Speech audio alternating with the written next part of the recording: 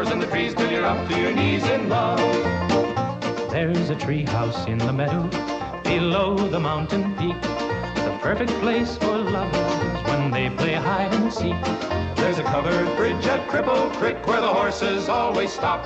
Between the tree house and the covered bridge, that's how Mom and Pop are making love in the country, where skies are blue. All you'll be dreaming of are the birds and the bees and the flowers and the trees till you're up to your knees in love. There are roses on the trellis and the scent of new mown hay. The clinging vine is jealous on the fence across the way. There's a great big yellow moon above and a breeze to sing a song. Between the roses and the yellow, a fella can't go wrong if he makes love in the country, where skies are blue. All you'll be dreaming of are the birds and the bees and the flowers and the trees till you're up to your knees in love.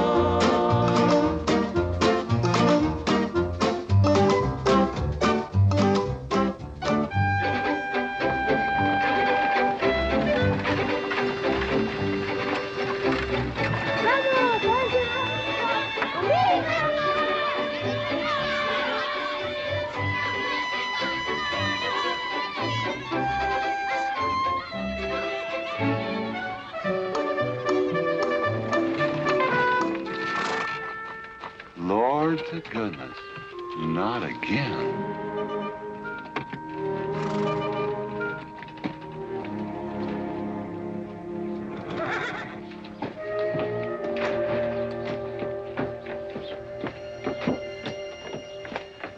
Howdy, Drago. Morning, Curly.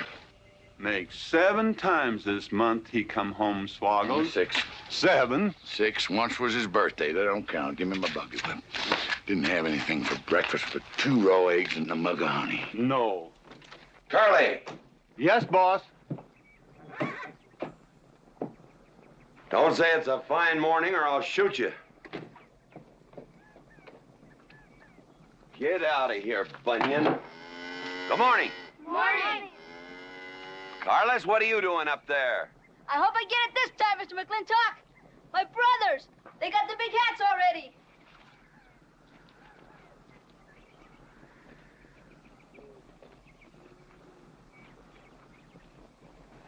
All right, let them have at it.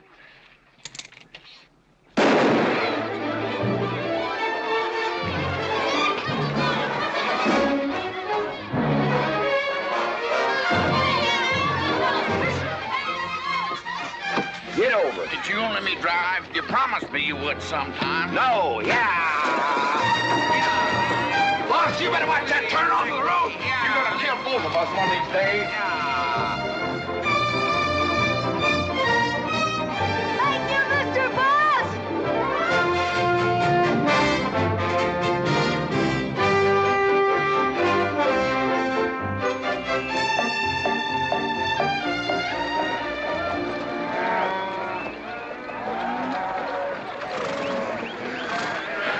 You got cattle in the back, boss.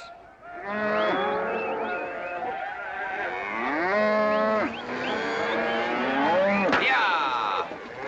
Give it up, yeah.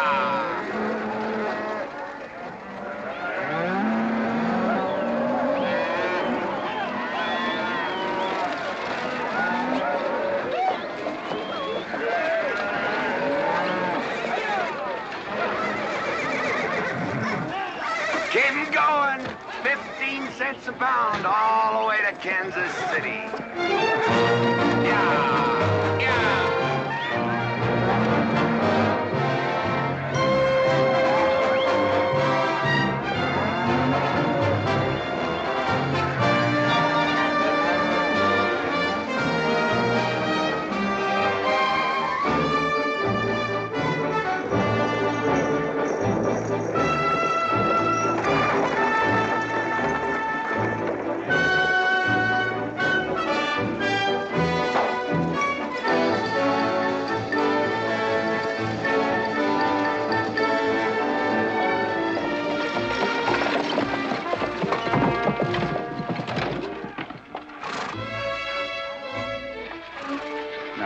There's one old pensioner I wished you'd pass up.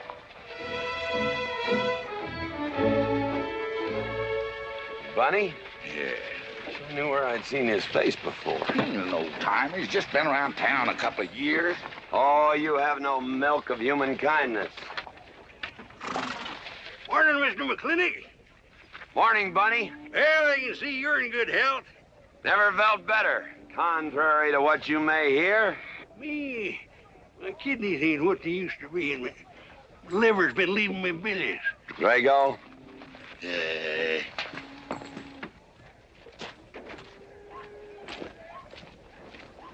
Hello, Ben. Hey, McLintock. Drago, throw that in the buggy. Yes, sir. The scrubby bunch of Sooners, huh? They are at that. Well, it ought to make Douglas happy, lining his pockets with land fees. What are we gonna do? I don't know what you're gonna do, Ben. Me, I do nothing. 200 families. Quarter of beef a week per family. They last 2 years. That can be a sizable number. I got 20 head to 1 of any other brand on the Mesa Verde. I'm not hollering. Some of us haven't got all the money in the world. Some of us ain't old and tired and feel like being put upon. You interest me, young Ben. Go on. So the first time I find one of our hides wearing our brand hung on one of them settlers' fences, I aim to kill me a plowboy. You do what you want, McLintock. We'll do what we want. Fellas my age generally call me GW or McLintock. Youngsters call me Mr. McLintock. All right, Mr. McLintock. Not because I'm afraid of. You're the big he-stud of this country. And I reckon a fella my age should call you Mister. Full grown now, GW. He's a half owner of the spread. I made him a full partner the day the doc gave me the long face. Well, you want him to vote the first time this territory becomes a state, don't you? Of course I do. If these settlers get burned out, there'll be a lot of hollering that this country's too wild to be a state. And we'll go on being a territory some more, with a lot of political appointees running it according to what they learned in some college where they think that cows are something you milk, Indians are something in front of a cigar store. I'm looking to you to hold young Ben down. I'll do what I can. Come on over to the house once in a while. We'll rack up a few hands of stud. GW, that'll be just fine.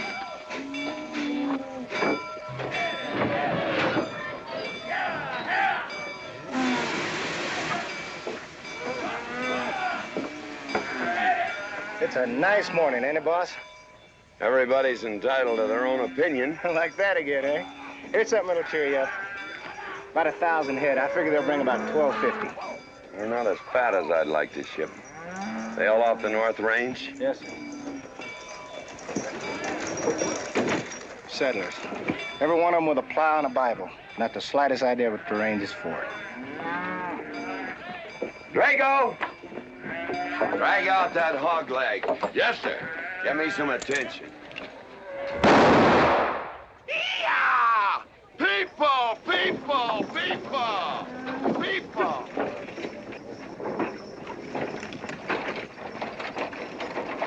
Come on, all of you, gather around. People, come on, gather around. I'm McLintock. You people plan to homestead and farm the Mesa Verde. Yes, sir. The government give us each 160 acres. The government never gave anybody anything. Some years back, a lot like you came in. You had a pretty good first year, good summer, easy winter. But the next year, the last rain was in February. And by June, even the jackrabbits had sense enough to get off the mesa. Folks, do you know who that is? That's McLintock. George Washington McLintock. I told him that, Douglas. He controls the water rights on 200 square miles of range. You know that lumber you got? It came from his land.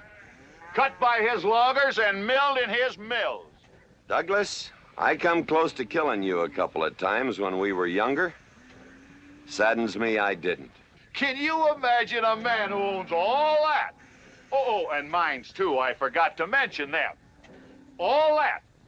And he's begrudging poor people a measly 160 acres. That right, Mr. McLintock? You begrudge us a little free land? There's no such thing as free land. If you make these homesteads go, you'll have earned every acre of it. But you just can't make them go on the Mesa Verde. God made that country for buffalo. Serves pretty well for cattle. But it hates the plow. And even the government should know that you can't farm 6,000 feet above sea level. Any trouble, Mr. McLintock? No trouble, Jeff.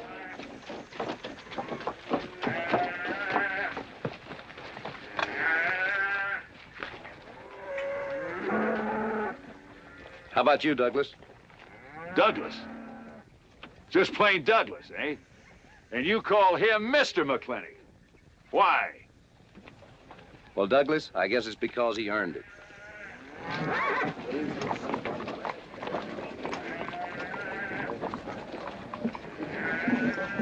Mr. McLintock? Yeah? I'm a good hand with cattle, Mr. McLintock. I'd like a job. Well, you look strong enough. You come in with those Sooners? Well, yes, sir, but we don't have a homestead. Can't use you.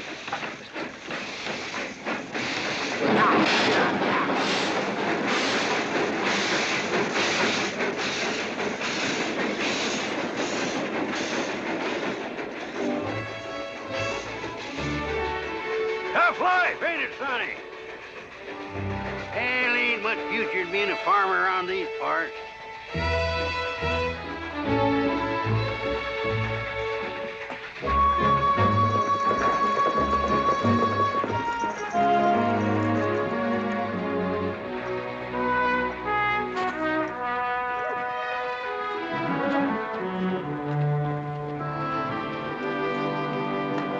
Ladies, this is the finest Chantilly lace available anywhere. Chantilly, Mr. Birnbaum. Well, believe me, it's the best. Oh, excuse me, please. Look around. Take your time.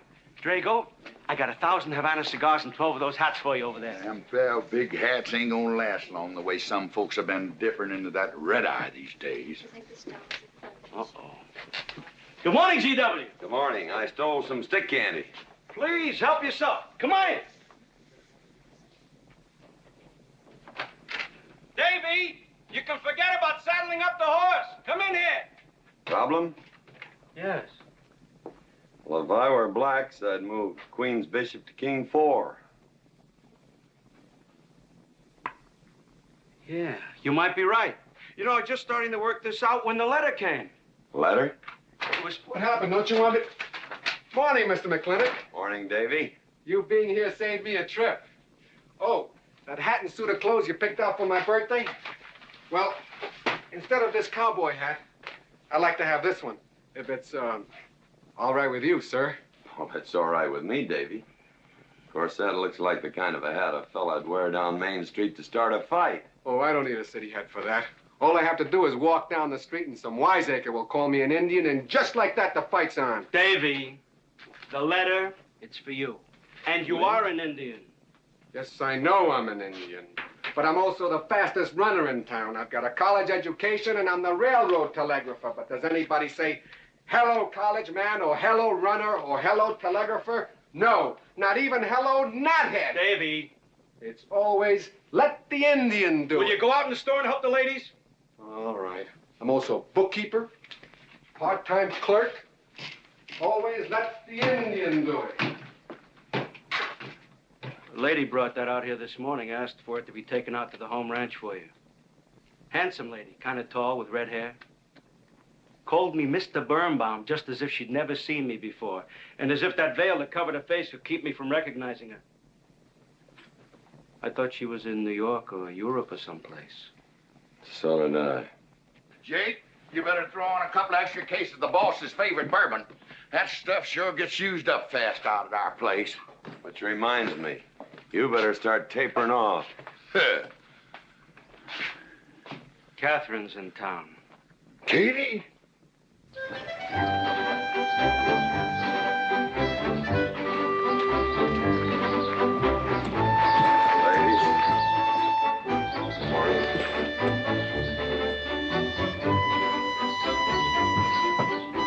Morning, Mr. McClintock. Morning, Mr. McLintock.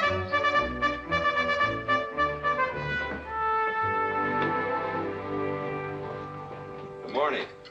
Hello, morning, Matt. darling. Pomeroy, Morning, GW. what are you doing in here? Why aren't you out at the desk? Helping out the bartender. Yeah, I see a busy day. Give me the key to room 17. What? 17, and don't advertise it. Here they come, Mr. McLintock.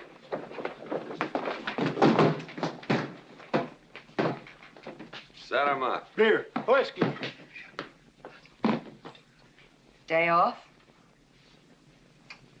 Off day. Wonder what he's so preoccupied about. Haven't you heard? No, what? Katie's back in town. Katie? Yes, dear. The social arbiter. Well, hi, Sonny. Good morning. Oh,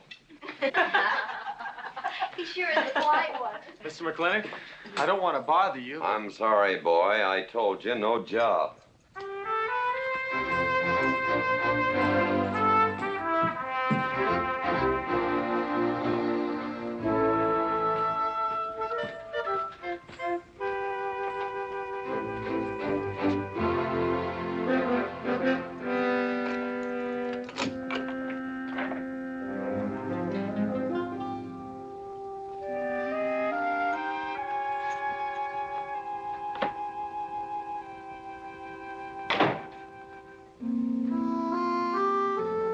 Katherine. George Washington McLintock.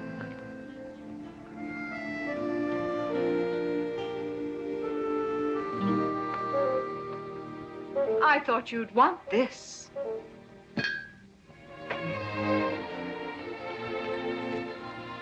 First dig of the spur. But who am I to upset your plans? But you feel kind of silly. I never feel silly. It's because you have no sense of humor. Why couldn't we sit down in the hotel dining room and talk about whatever it is you want to talk about? Or why couldn't you just come over to the house? And have everybody know that we're meeting. Everybody knows, and what's the difference? We're married. That is something I should like to change.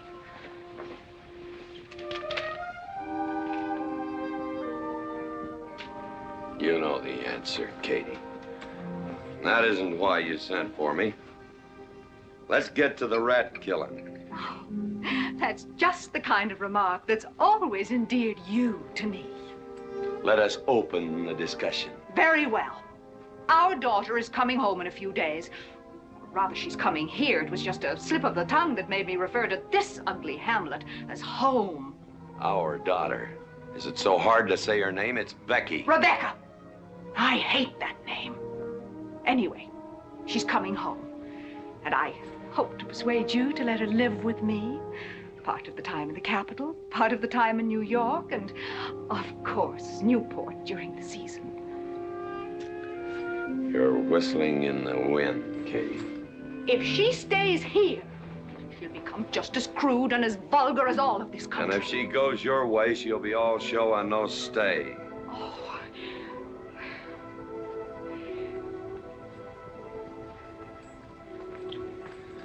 No go, Kate. I hate you. Oh, how I hate you. Half the people in the world are women. Why does it have to be you that stirs me? Animal. That's the story. I saw your picture in the paper at the governor's ball. You were dancing with the governor. At least he's a gentleman.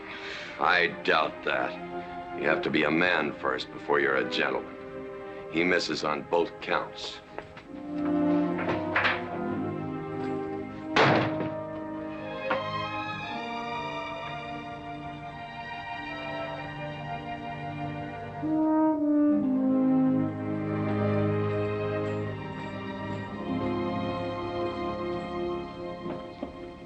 Hey, Sonny, you gonna ask him again? Nope. Hey, boy, you gotta pocket your pride. You gotta beg. You better listen to an expert, Sonny. I'm telling you, you got to grovel. Human nature gets him every time. Mister, leave me alone. Everybody does it one way or another.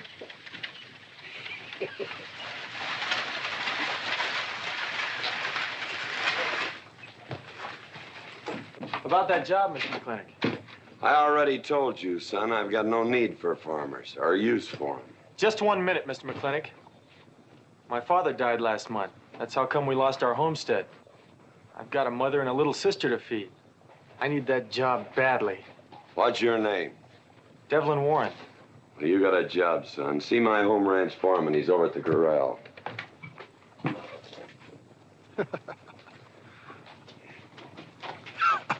Step down off of that carriage, mister.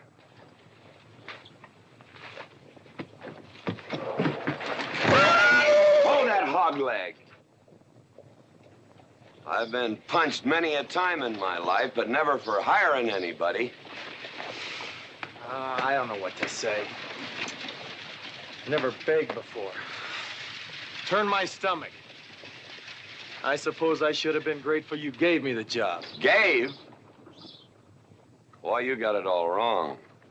I don't give jobs, I hire men. You intend to give this man a full day's work, don't you, boy? You mean you're still hiring me, Mr. McLintock? Well, yes, sir. I mean, I'll certainly deliver a fair day's work. For that, I'll pay you a fair day's wage.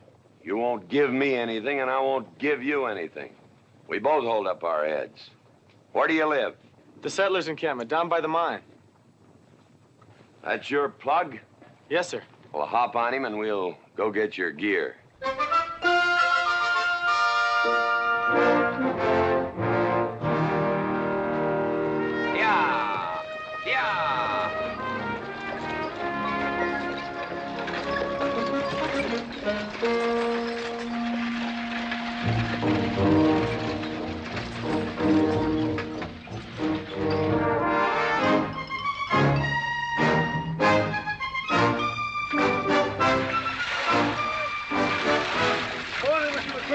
Morning, Mr. Poor Boy.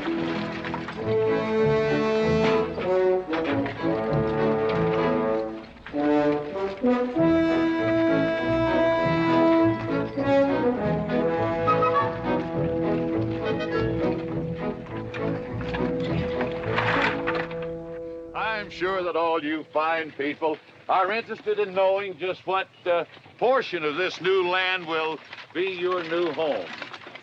Oh, Jones and McAllister, since you've been more or less the leaders of our group, I'd like to have you come up and check the exact location.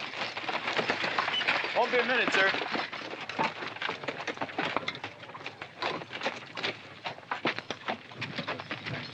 Go after that boy and give him $30. Tell him McLintock pays these riders a month in advance. From the looks of things, they could sure use it, too. Oh, Mom? It's Mr. Drago. More. Well, and what do we owe this visit from the cattle baron? I've got a touch of hangover, bureaucrat. Don't push me. Oh, backman!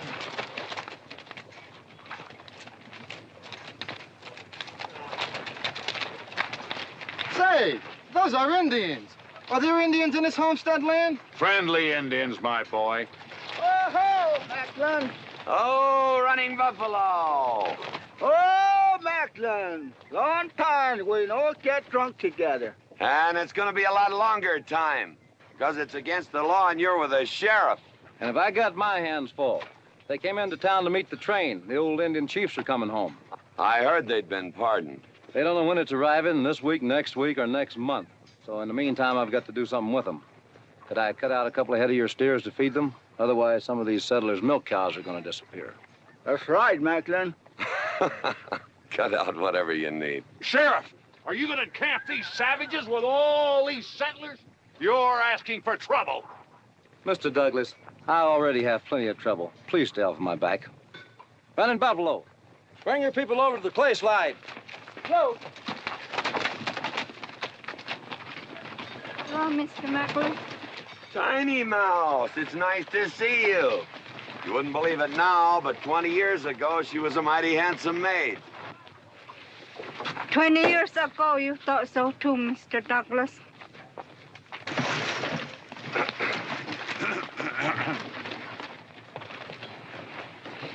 It was just like this. I had a dead beat on old running buffalo, and my sharp 50 caliber misfired. That was back in that trouble in the 40s. Remember? I remember. Hey, you want to tell you something come directly from heaven? No.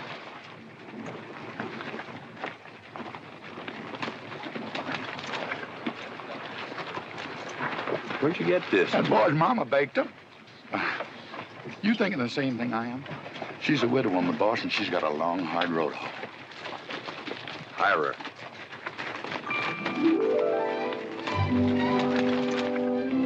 I always said you had a heap of sense. Mr. McLintock, this is my mother. Your mother? And my sister. Pleased to meet you, Mr. McLintock. Ma'am, this here's my boss, and he has few choice words to say about your biscuits. Yes, Mr. McLintock? Huh? They're great.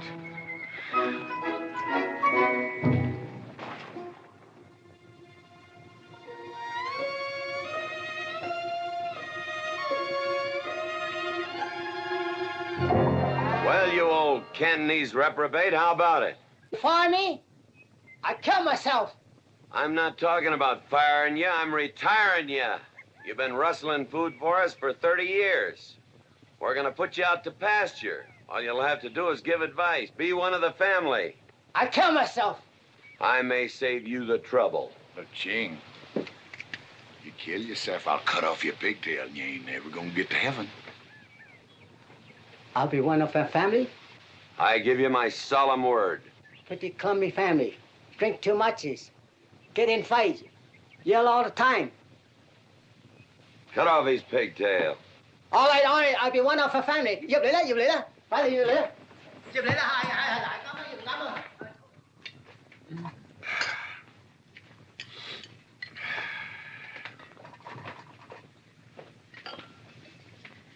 I hope everything is satisfactory. This is such a big house, it'll take me a while to get used to things. Now, please don't hesitate to tell me if anything is wrong. No bird's nest soup. Otherwise, just fine. Everything went nicely, finally. ma'am? Best apple pie I ever had. Curly's right, ma'am. Hated to leave that last bite. Shall we celebrate with a drink? Carlos, come in and help me with the dish. Alice, you want to help too? Yes, Jacob. All right, pitch in. Now I'll wash and you get dry. Is that good here?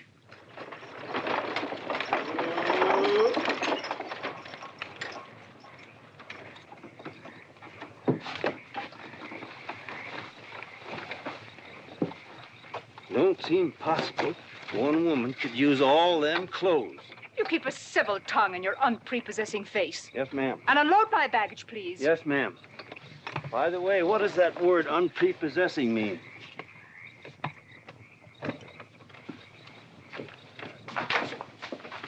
Miss McLintock. Oh, hello, Carlos. Run and help the driver with my luggage. I couldn't trust anyone else in this house to do anything correctly. Luggage? Give him a hand, Curly. Yes, boss. Mr. McLintock? Are you moving back in? Yes, but nothing has changed except my place of residence. And I'd be willing to put up with savages rather than be denied the company of my daughter. And I'm proving that by moving in here. Mr. McLintock, since it's my first day, would you excuse me if I, Go ahead. Oh, Katherine, this is Dev Warren. He joined the outfit today. Please, ma'am. Thank you. Well, how refreshing. A polite young man here. Where did he come from? He's a farmer. A farmer? Well, I'll be doggone. Kate, welcome home. What on earth are you doing in that idiotic-looking outfit? And don't you dare call me Kate. That's my butling suit. I'm butling for the boss.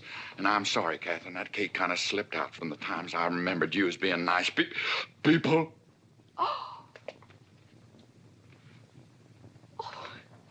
Are you going to stand there with that stupid look on your face while the hired help insults your wife? He's just ignorant. He doesn't know any better than to tell the truth. And I can't help this stupid look. I started acquiring it as you gained in social prominence. Mrs. McLintock, where do you want I should What? Put him in the master bedroom. Yes. But move Mr. McLintock's things into another room. Oh, the one back of the stairs would be best so that he can't wake up the entire household when he comes home every Here's night. Just before daybreak. Yes, ma'am. Oh, excuse me. Here's your cigars, Mr. McLintock. I am Mrs. McLintock. Katherine, this is the cook. This is the lady does the cooking for us. Mrs. Warren, Mrs. McLintock. How do you do?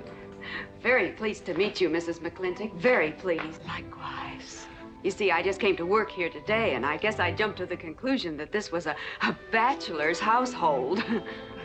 It is, and then again it isn't. I will explain so everything will be quite clear, Mrs. Wallace. Mrs. Warren. Mrs. Warren, it has been a bachelor's household for quite some time. And it will be again just as soon as I am out of here, which will be as quickly as I can make arrangements to take my daughter back east with me. You see, she's coming home from school in a few days, and then we'll be off together, and you can return to conducting yourself as you consider proper in a bachelor's household. Katie! Shut up! Until then, I am mistress in this house, and I will give the orders. I want my breakfast served in bed. Let her. Ain't you gonna say nothing, boss? Breakfast in bed. No. 1 poached egg, tea, toast. Oh, GW. As soon as my things are put away, I want to talk to you about Rebecca. Yes, Mrs. McLintock. Indeed, Mrs. McLintock. Of course, Mrs. McLintock. The toast, lightly browned and unbuttered. Of course, ma'am. Wait a minute now, boss. Where do you think you're going? I just remembered I got a date. But she said she wanted to have a talk with you. I heard.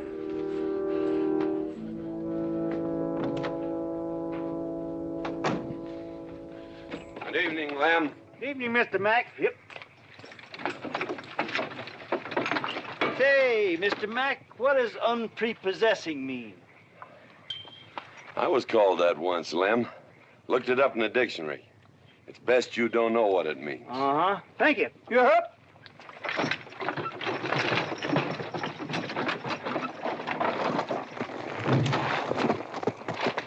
Hey!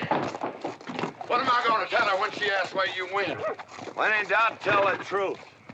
She wouldn't expect that from you anyway. Where's Mr. McLintock going? There he goes, burning his last bridge. You see a yellow streak about a foot wide running up down his backbone. Well, Mr. McLintock? He ain't afraid of nothing. I once thought that.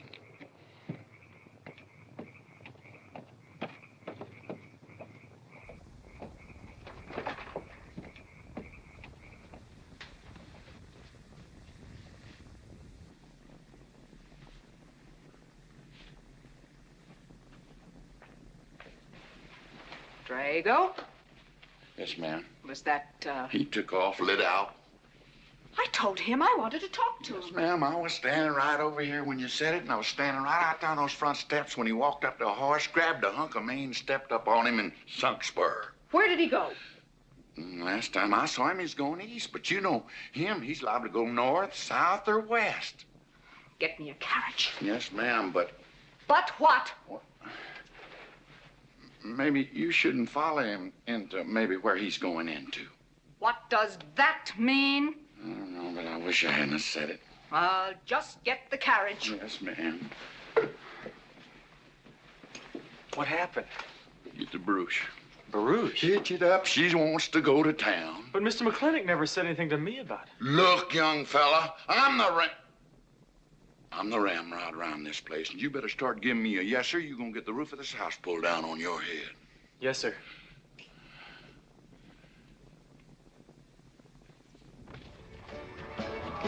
Hello, lady. Hi, Mr. McLintock. No room, eh? Drink, please. Hello, Bunny. How is everything? Oh, fine, fine, Mr. McLintock. I'll get you next time.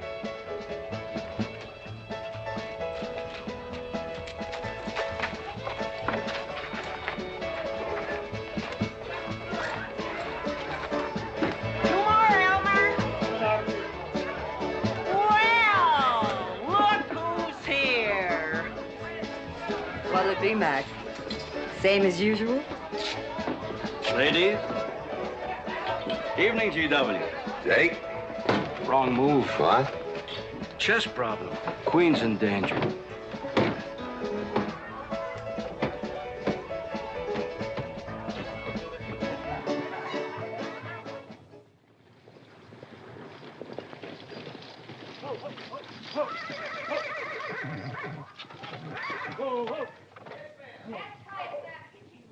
I suppose you can do that. Camille, you're on your own. Mr. McLintock?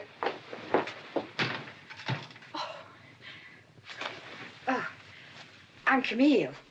Camille Reedbottom. I'm learning the game of chess. Thought it would give me something to pass the time. See, I have nothing to do all day long, and I just remembered something.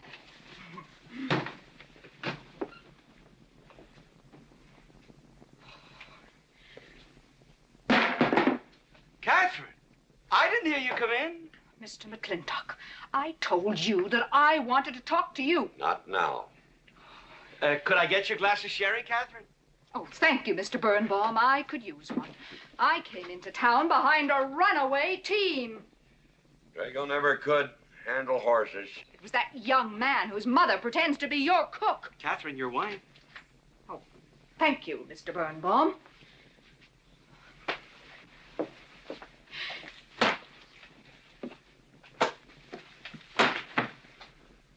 Now, Mr. McLintock, we have an awful lot to talk over. First thing I learned about Indian fighting was to wait for daylight. What has our conversation got to do with Indian fighting? Indian fighting is good experience for our kind of conversations. Oh. It'll wait, Katherine. Evening, Sheriff. Mr. McLintock, we had quite a ride out here. Oh, I finally got that team settled down. It's your move. No, it's your move. I just castled. Oh. Now, look here. You're not going to sit here all night long and play chess when the matter of our daughter remains unsettled. I am going to remain here and play chess, and the matter of our daughter is settled. She stays. Oh, such stubbornness. Katherine, your hair. Oh, it is a mess after that awful ride. No. It's just that I haven't seen you for a long time. And it seems to me the last time I saw you, your hair was a little darker, no?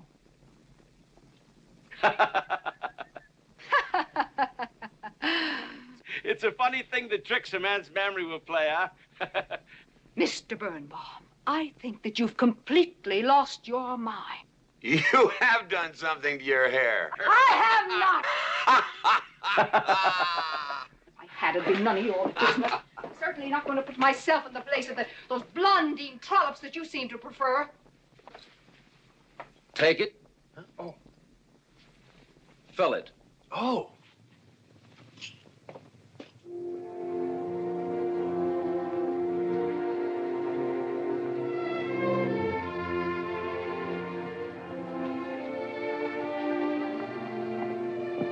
Morning. You fellas still at it all night? A McLintock never quits. But a Birnbaum has to. Besides, the game is over. You got me. Oh, no, Mr. Birnbaum. You still got a good game. Oh, you play chess. Please, take them.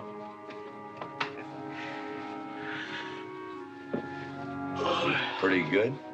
Fair. Well, looks like I won't have to come into town always to get a game. Remember, I'm a bad loser. It's your move. Yes, sir.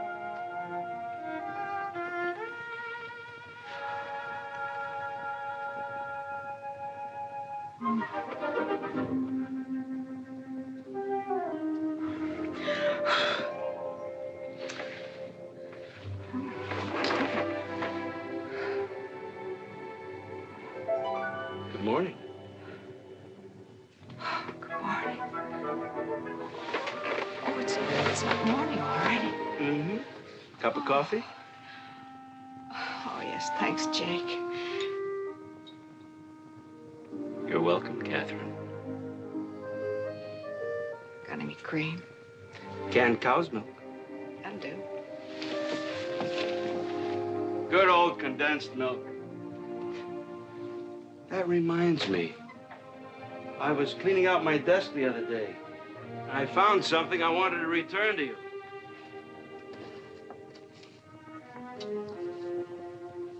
Here it is.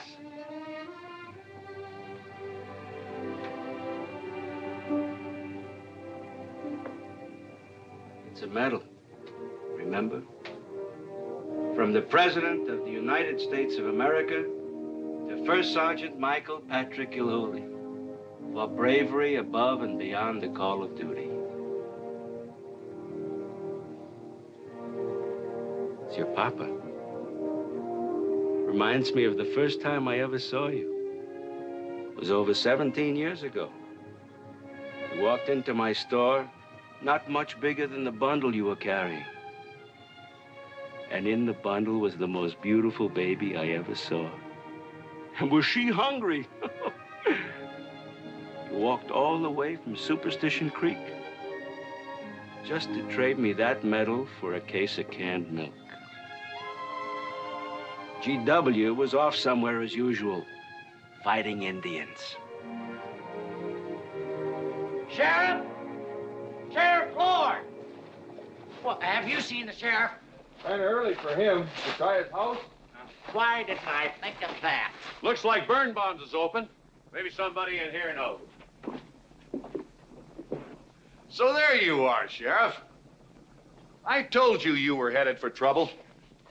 Trouble? I want to know by whose authority you let those Indians stay in town. Those savages are wards of the government, and I am the representative of I that told Sheriff Lord that he could put him up down by the clay side.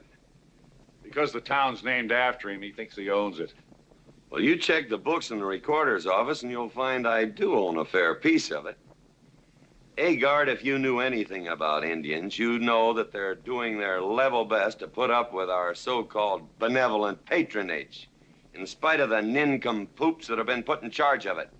Those Indians need my permission to leave the reservation. Those chiefs have been giving orders all their lives. It's pretty hard for them to understand that they have to hold up their hand like a schoolboy in a classroom. The law is very clear. I told you you'd get no satisfaction from these people. Well, we'll get the girl back. Girl? The girl the Indians kidnapped. But don't worry.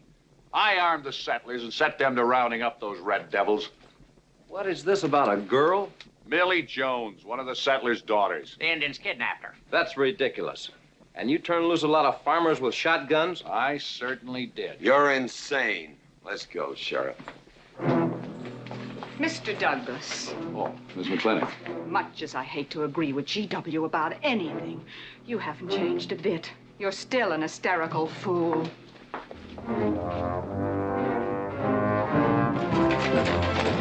Coming to town, I got worried. What about? Thought maybe Katie shot you. Not yet, Drago, but it took restraint. Wait a minute. We better take Agard along. Not that he'll be much help. Drago, have him on the horse. Just a minute. Well, I'll drive. Yes, ma'am. Agard, what are you doing? Agard, this is serious. Stay with him, Agard. Stay with him. Agar, will you stop showing off and getting this buggy? Mercy. Mercy. That horse is a little green.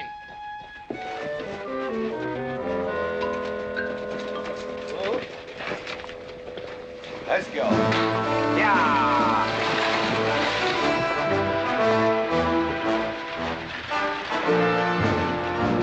Just where do you think you're going? Don't use that range, boss. Tone of voice with me.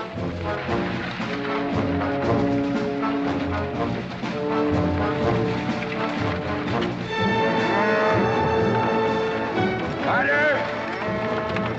We're headed for Mr. Poor Boy's mine. Mount up some riders. Right, boss. You heard the man. I don't like it, Mr. McLintock. I don't like it one bit. What don't you like? They're planning to hang an Indian.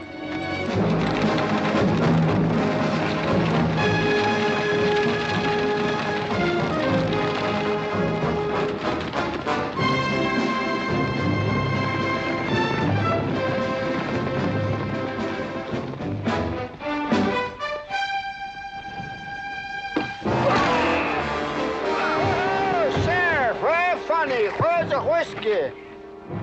Hold that! Not so fast, Mr. Boss of the whole country. Unless you want to wear a big hole in your middle. How long is GW going to let that cheat-chalker push him around? That cheat-chalker has a sawed-off shotgun. How do you know she didn't wander off someplace or meet some fella or something? What are you saying? That I didn't raise my girl right? That she'd wander off all night with some man? There's a lot of things I'm not saying to you, mister. Well, you got a sawed-off shotgun in my middle. But how do you know this Indian had anything to do with it? She's gone, ain't she? She's gone. Pa! Pa! I'm over here! Pa! Been looking for me, Pa? Where you been, gal? Young Ben took me for a sunrise ride, and the horse wandered away. You come down over there. But, Pa! She's telling the truth, Mr. McLintock. We wasn't doing nothing. Well, that's not important right now. The important thing is that you don't draw that hog leg, or this'll be worse than Dodge City on Saturday night. You get on, back to the wagon. I'll tend to you later. Now for this young whippersnapper. Now, no harm has been done. And young Ben here is one of the nicest boys in the territory, so just put down that shotgun and I'll let's teach forget him to fool with Mike. Now, we'll all calm down. Boss, he's just a little excited. I know. I'm going to use good judgment. I haven't lost my temper in 40 years. But, Pilgrim, you caused a lot of trouble this morning. Might have got somebody killed. And somebody ought to belt you in the mouth. But I won't. I won't. The hell I won't.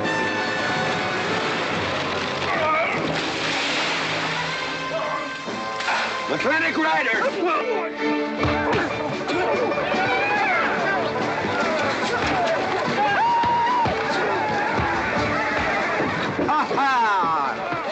Oh, Markland! Hey, Buster! Remember me?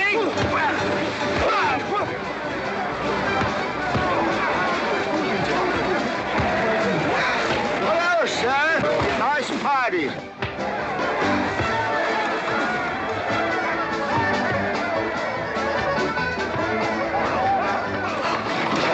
Do you think you ought to? I ought to what?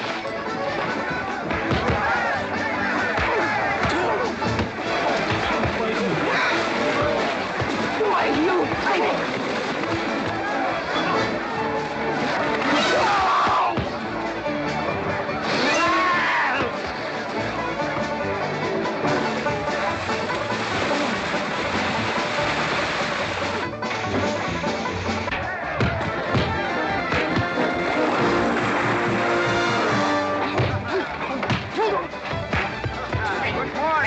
I want to work with you. Hey, just a minute. What are you doing? My glasses. Hey, now stop this or you'll be sorry.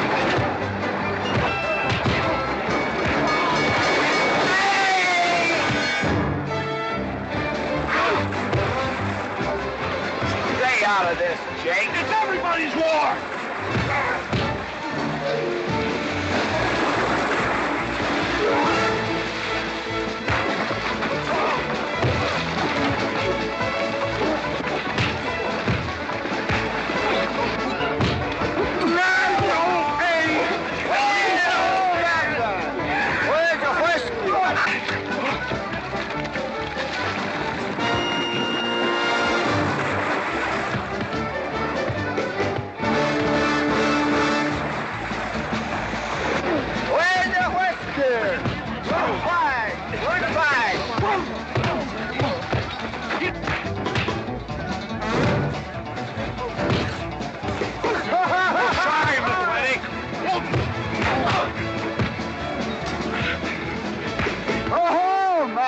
Thanks.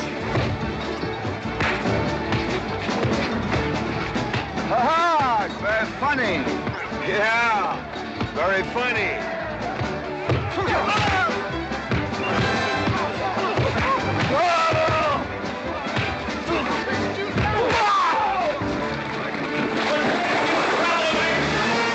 Guys, Mr. Douglas, I'm sorry.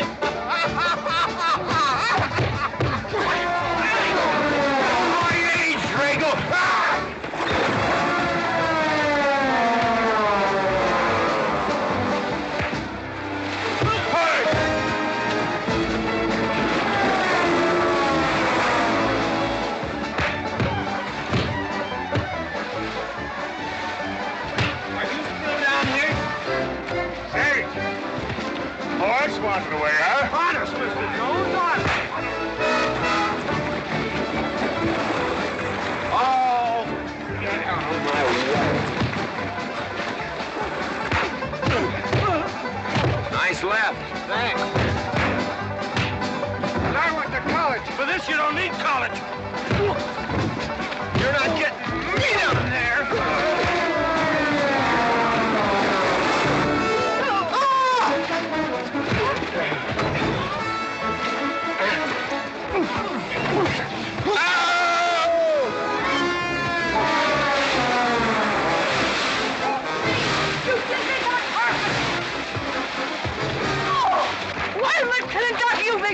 Good morning to you, Mrs. McLintock. Buddy, you big... Yowie!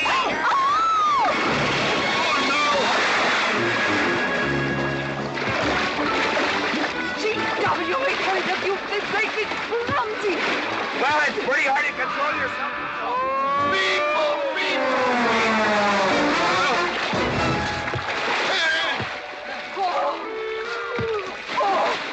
Oh, Macklin! Oh, Macklin! Good party! But no whiskey. We go home.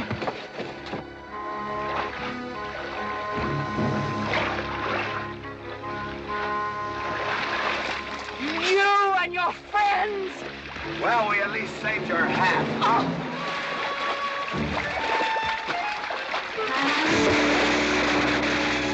Where is everybody? Oh, for heaven's sakes.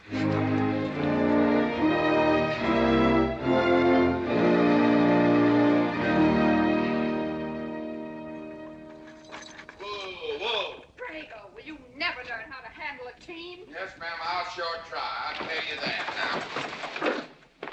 now. Try me family. You want to lose your pigtail? I lose face. Lousy lot of tips. You want to lose more than that. Kate, Yes? we could be a big help to one another. Like what, may I ask? Well, we could wash the mud off of each other. We used to have quite good times doing that sort of thing.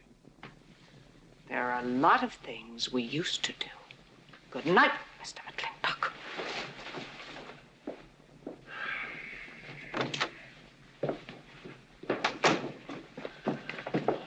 Any luck? What are you talking about? I mean, divorce. She still want it? Yeah. You know something? Women are funny. She fought like a wildcat on your side out there this afternoon. Come home, she slams the door in your face. That divorce business, is that what you get when you pay a woman not to live with you? That's about it. Some women I've known it'd be worth it. You know, if we had any moral character, we wouldn't be standing here covered with mud drinking when we should be washing. G.W. Drago.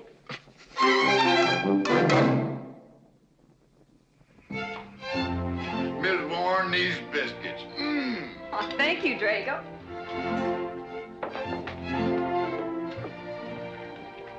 Good morning, Mrs. Warren. Good morning, Mr. McLintock.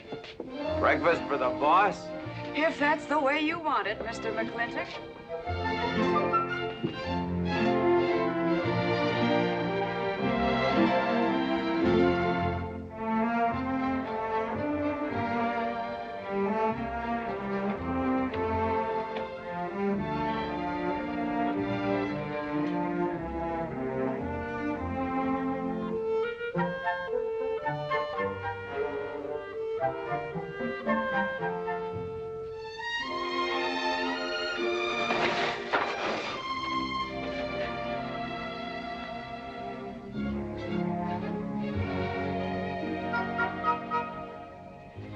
One poached egg, tea, toast, lightly browned, and Why, Mrs. McLintock, you have a black eye. I do. Ooh.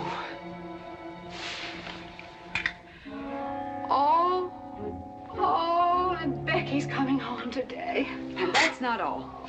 There's a little something we'd better get settled. There are no men listening now, so we can be ourselves. Oh, sure, I let you get away with all that guff the other night. But now that we're alone... When I want the opinion of the hired help, I'll ask for it. You know, you could wind up with 2 black eyes. What? Oh, I realize you had to put on that big act.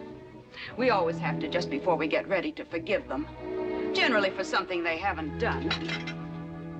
But you and I both know that's just to keep them from getting the idea they run things. McLintock give you that black eye? No. Nobody gave it to me. I won it.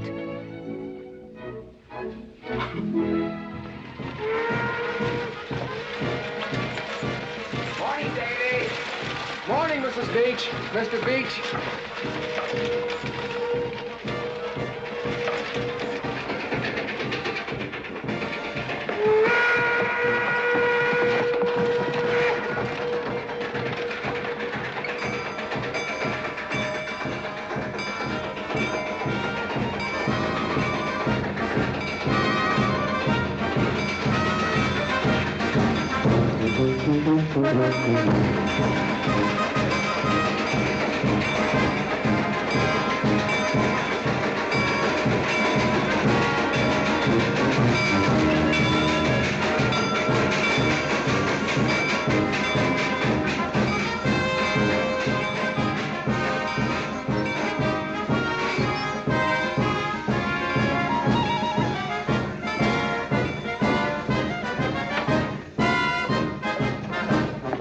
Why, Miss Becky, welcome home.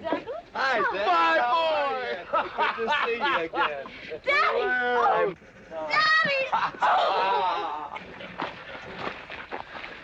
It's been 2 long years. I guess I'm gonna have to stop calling you Tomboy. Oh, Becky. Mama! Oh, darling. Mama. I wasn't sure you'd be Oh, here. I've been here a few days. Oh, Becky, I bought you 3 of the most beautiful dresses. Oh, Uncle Drago! Oh! Did you bring your old uncle a coming home present? Sure did. What is it? A mustache cup. And what did you get me? Prettiest Palomino pony that ever packed a saddle. Broke the stand, drowned, tie, and the counter. Oh! Uncle Jake! Oh! What are you doing with Mr. Douglas's tuba? Oh, Mr. Douglas has had a little accident. I brought you a whole shipment of licorice sticks. But now that I've seen how much you've grown, I think we better exchange them for a couple of bolts of dress goods, huh? Thank you. Oh, the mayor was going to be here, but he had to go to the territorial capital on a horse theft matter. But I'm going to give his speech. Oh, and don't worry about the mayor. I'm sure that he can find a bill of sale for the horse.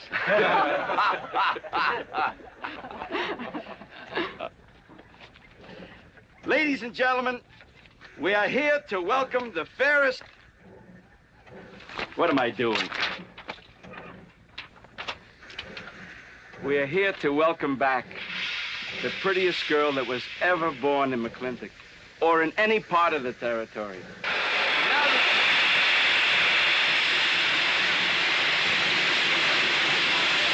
Hey, Davy! Yeah? Got something for you. Yardmaster up the junction told me to let him ride, so I locked him in here. I've had my scalp a long time, and I aim to keep it.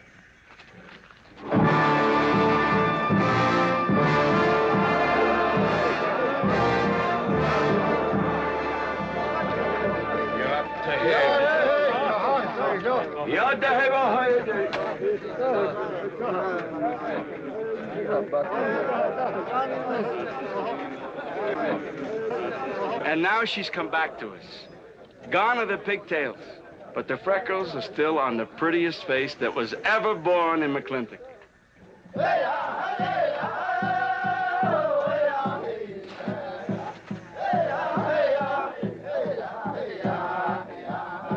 Hey, that's Puma.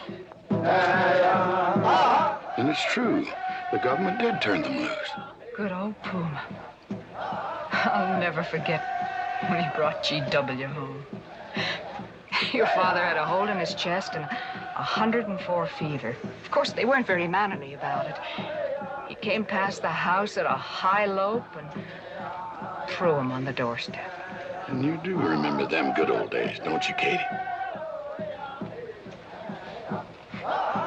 Katherine.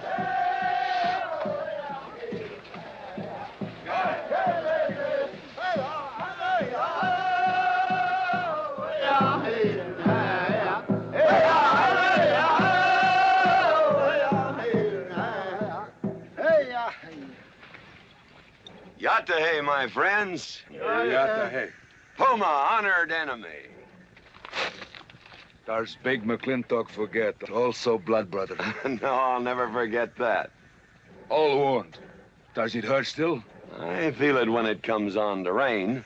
An inch higher and I wouldn't have had to worry. Our Big McLintock, that was remembered fire. We return with news. Our people have more trouble. You see, I learned good English now, Big McLintock. Learned in white man's jail. But we would have you talk our cause at government hearing. I understand that Governor Humphreys is going to preside at that meeting. Yes, Puma, I'll translate your wishes. Mr. McLintock, could I impose upon you to use your Comanche to tell these Puma chiefs... is chief of the Comanches, and he speaks English very well. Oh, well, your people will have to follow my instructions to the letter. It is the law of the land... Well, now, just a minute. Well, for heaven's sakes.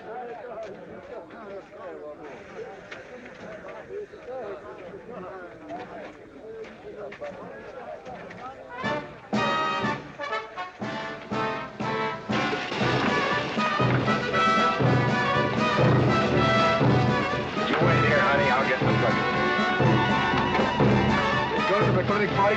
Surely. Will I see you there, Beth? Of course, Davy, and you can have the first day. Sis?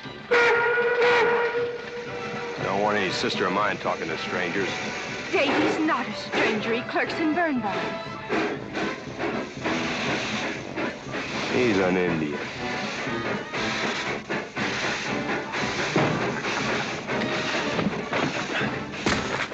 Darn you, Drago! Now look what you've done. Baby, this is Devlin Warren. He works for you, Papa. Dev, this is Miss Becky McLintock. Those are my things. Yes, ma'am. Oh, I don't own you anywhere, Miss Becky. What do you mean? Oh, I mean, you look so much like your mother. Well, even prettier. Oh, Mr. Warren. Mother's much prettier than I am. Many a fight started with words like that. Come on, get in the buggy. Hello, Ching. We got jelly pie for dinner. Oh. I'm not cooking. No, he's not. Junior! Yes, Miss Becky. You remember Junior Douglas, Mama? Oh, of course. How's college? Valedictorian, 95. Oh, congratulations. Oh, Mr. and Mrs. Douglas, we will see you at the party, of course. Oh, delighted. Well, it'll be pretty hard to keep young men away. Yes, sir. Drago? Yes, boss. Bag it's all loaded. G.W. You remember young Junior? Oh, yes. Like father, like son. Mr. McLintock, I hope you don't think I'm being presumptuous in asking for the honor of calling on Miss Rebecca. Well, there she is. Ask her yourself. Well, thank you, sir. Ching, now I'm going to get fired. Get up out of here. Thank you, sir. Thank you. How do you know me, Nana? See you at the party, Junior! Yeah. Yeah, what? Like father, like son. What did he mean, Matthew? Come on, Ching. Grab a root and growl. Well,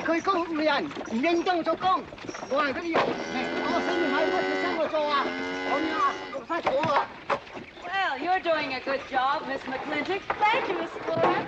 Deb, when you're finished there, go over and help Drago with the beer kegs. Yes, Mom. Deb, could you come and help me a minute?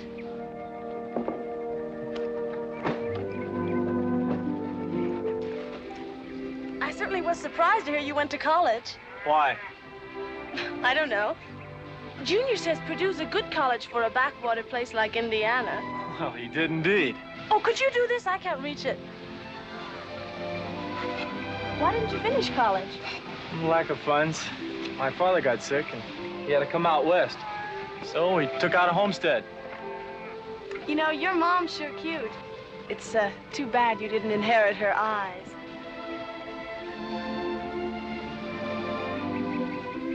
Well, you'd been lucky if you'd inherited a few things from your father. Oh, really? For instance?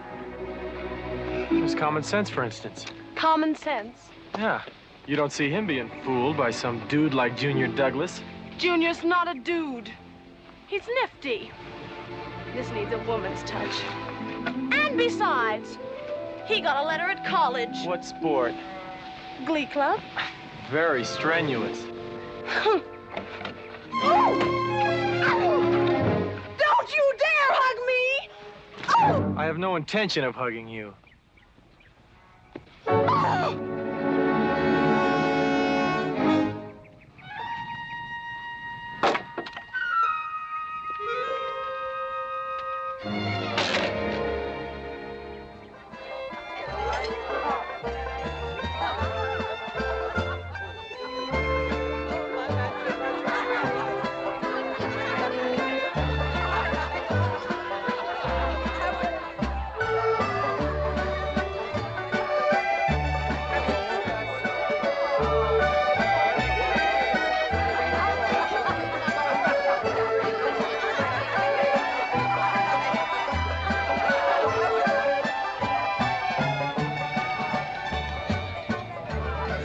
Ladies all look lovely, Katherine. You know, this is a real fine party. Oh, thank you, Ben. Of course, we had to invite everybody. Just everybody. Sorry, GW, but this one's mine. Well, thank you, Mrs. Warren. I guess I'll have to be a good host in my own home. Well, the next one's yours, Mr. McLintock. Thank you.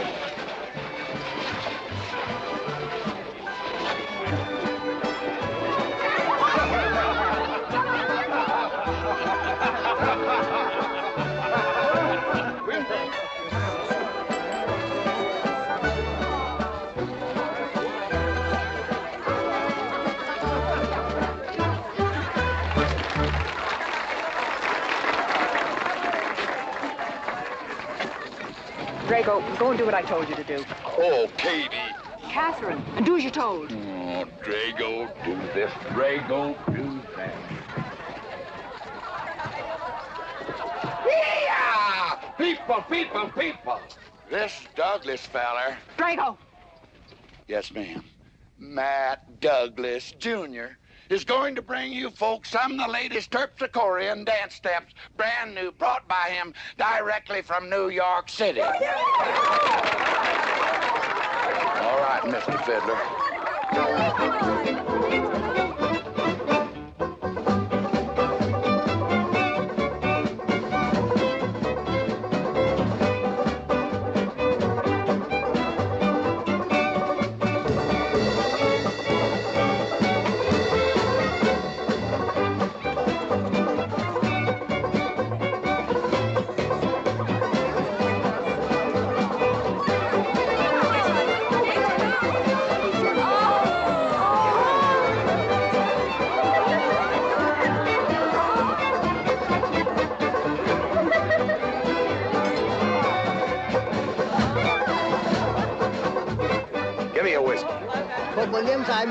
What? Just turn it 10-gallon party, boss.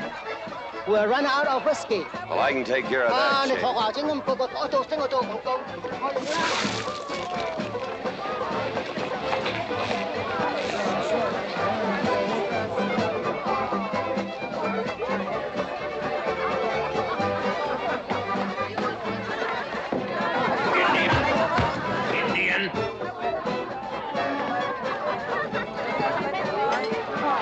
You still got any ideas about asking my sister to dance? Get up and we can do this all over again. Yes! That's enough. You fought it. It's all over. Quit butting in, Birnbaum. He's a hard man, not your son. Look, you fought him fair and square. I don't think it was so fair and square. Well, you want to take up where he left off? If I did, you wouldn't find it so easy. Look, now we've had enough of this. Well, when are you gonna quit walking away? Just as soon as we're out of sight of the party. The lesson I learned back home, don't fight in front of women. Well, we're out of sight now. So we are.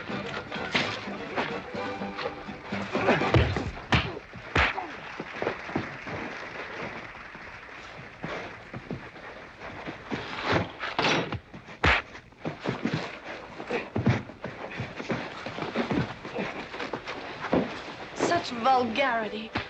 Someone should do something about it. You're right. Absolutely right.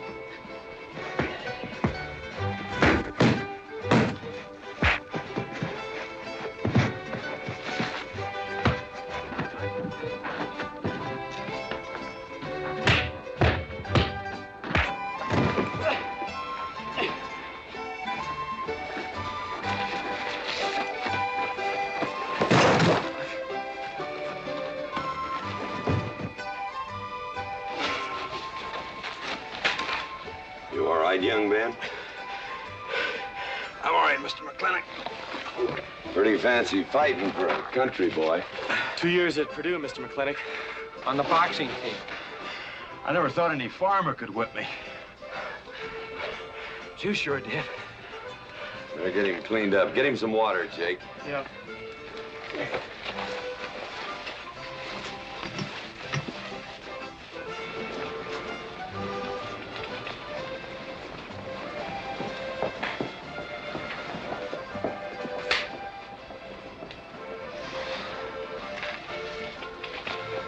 Get yourself cleaned up. Go ask that girl for a dance. Who? Oh! Did I miss one? Where is he? I'll find him, that young whippersnapper. Trouble. Where is that farmer boy? Where is he? Where is he, G.W.? Oh, so you're the young farmer boy that whipped my nephew. Well, I'm Fauntleroy Sage, young Ben's uncle. Well, I'm no farmer, but if you're young Ben's uncle, yes, I whipped him. And you're intruding. What's intruding mean? Butting in. Oh, so he's insulting me. Well, then I got another reason for walloping him. Besides, on account of him thrashing my nephew, young Ben. Fauntleroy, you can't get mixed up in these youngsters' quarrel. Family honor. I can't have said a farmer whipped a sage. You're twice his size. Don't let that bother you, Mr. McLintock. Mr. Fauntleroy insists. I'll just have to teach him the same lesson.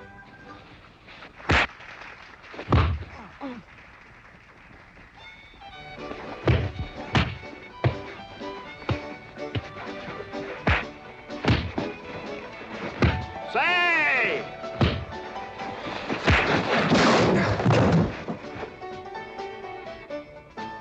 Sorry, young feller.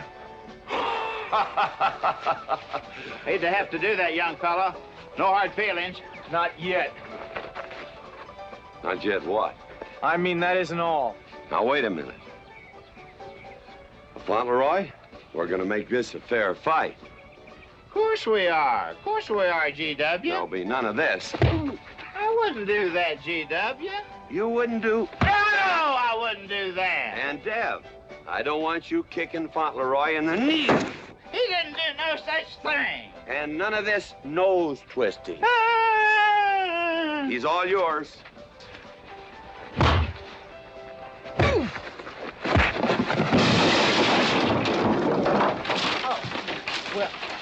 Well, where are my glasses? You all right, young feller? Ouch! I'm all right. This Indian agent will stop stepping all over me. I beg your pardon. G.W. You're just funning me. But I want you to know that boy fought me a fair fight. Well, I'm glad to hear that, Fauntleroy. Here's my uncle. Fauntleroy, what have you been doing? I hope my uncle didn't bother anybody. No bother. I think we'd better join the ladies before they get curious. Drago. Fauntleroy, let's line them all up for a do-si-do. Jake, you think tincture of arnica would help? Could be. Used to help you. Gentlemen, to the medicine cabinet.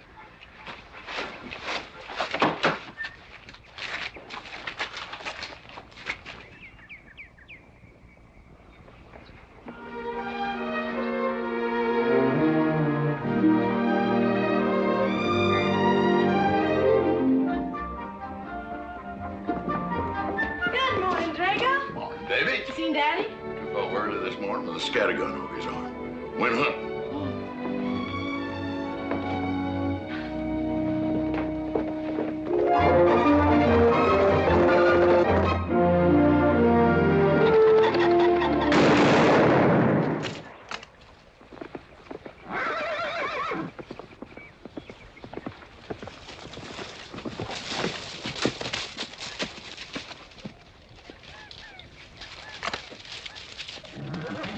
Morning, Daddy.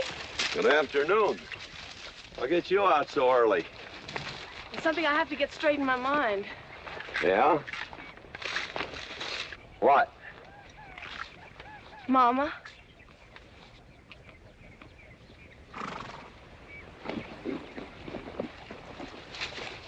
Why'd you and Mama stop living together, Daddy? Why'd you separate? Aren't you going to answer me? No. is sort of my business, I think. I don't. Is it another woman? Usually is. At your age, you always know what's usual. Is it Mrs. Warren? Becky, I don't want to start laying the law down your first day back home. But I'll have no more such talk. First time I ever saw Mrs. Warren was last week. She has a job here at which she's very good.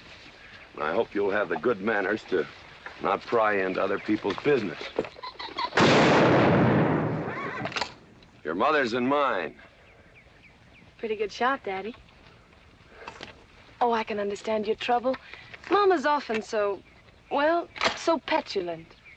Petulant? You learned a lot of words back east, Becky. Wish to God they'd have taught you some meanings. You were only about 6 months old when your mother stayed alone with you in a sod hut under 8 foot of snow, while I moved the herd 300 miles south to try and save it. Saved about half of it. You were a little more than a year old at the time of the great Comanche raids. We stood off 500 Plains Indians for 9 days. Petulant, Becky? I think you better go on home. See that Ching gets those birds.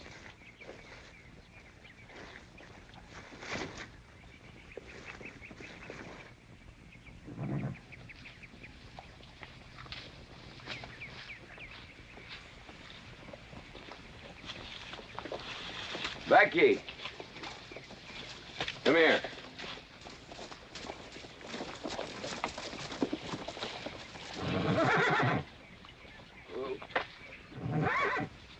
There's something I ought to tell you. I guess now's as good a time as any. You're gonna have every young buck west of the Missouri around here trying to marry you. Mostly because you're a handsome filly. But partly because I own everything in this country from here to there. They'll think you're gonna inherit it. Well, you're not. You're gonna leave most of it to, well, to the nation, really.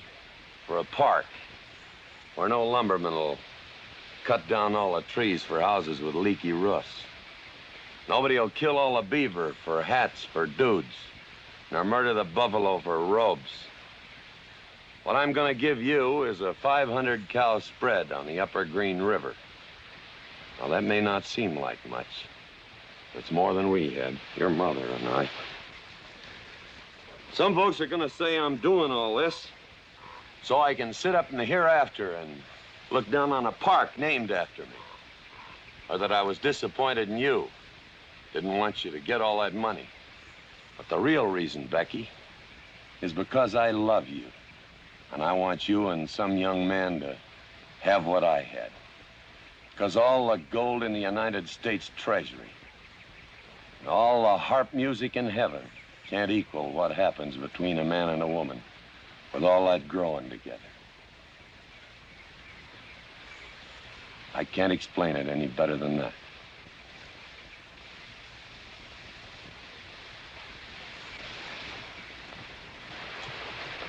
All right, Daddy. Becky.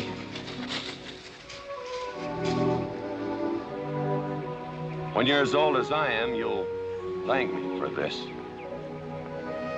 Daddy, I'm full grown. I wasn't worrying about me. I was thinking about you and Mama.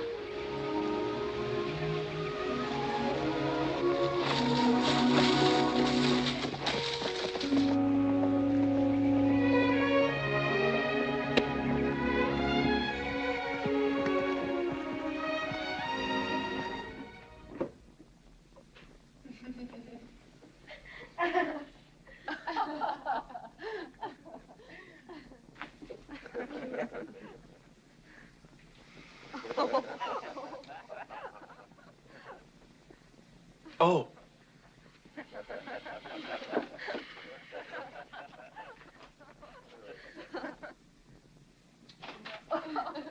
Well, sir, all 3 of them fell right out of the carriage. Well, it's getting rather late, Becky. It's bedtime. Oh, Mother. He brought this. He must have intended to use it. Oh, well. Sing us a song. Well, if you really want me to. Gosh, I haven't played in You quite know just right for me. Sure. It's the rage now. Oh. Oh. Dev, what are you doing? Oh. I just thought I'd get another cigar. Well, you've got one in your mouth and two burning in the tray. Not move. Fellas want me to play all the time. You're cuter than a baby steer, and softer than a mouse's ear. I want the whole wide world to hear. You're just right for me. You're sweeter than... Oh, no, not that rhythm, Junior. Do it the way they do at the plaza. I know the words. Sure, Becky. Will you sing with me? Of course. All right.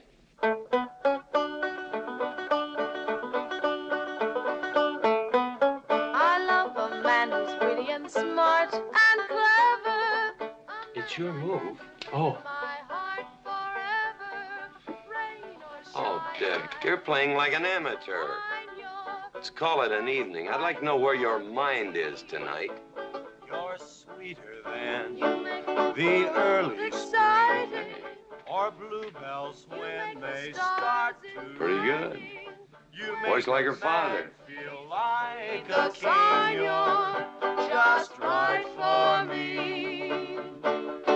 Sweeter than honey, finer than wine. I'm sure they found you on that honeysuckle vine. I would melt in your embrace. You disappear without a trace. To die like this is no disgrace. This is the time. This is the place for you.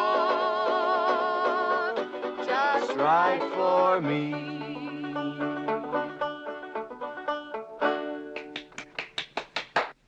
Well, that's so good, I kind of hate to break this up. But if we're going to have that Indian hearing tomorrow morning... Sir, about our conversation earlier this evening, I believe I'd better apologize. Yeah? Yes, sir. I've been thinking it over, and when I called you reactionary, well, that's merely my generation's term for your generation. Nothing personal, sir. Oh, really? Well, good night, sir. Good night, Miss McLintock. Good night, and do come again. Good night, Drago. Night. Boss? What does reactionary mean? Me, I guess. He says that anyone that wanted to sell at a profit was a reactionary. Was we reactionaries back in them days when you was selling beef cattle for 6 cents a pound on the hoof? Well, no use arguing with him. College boy.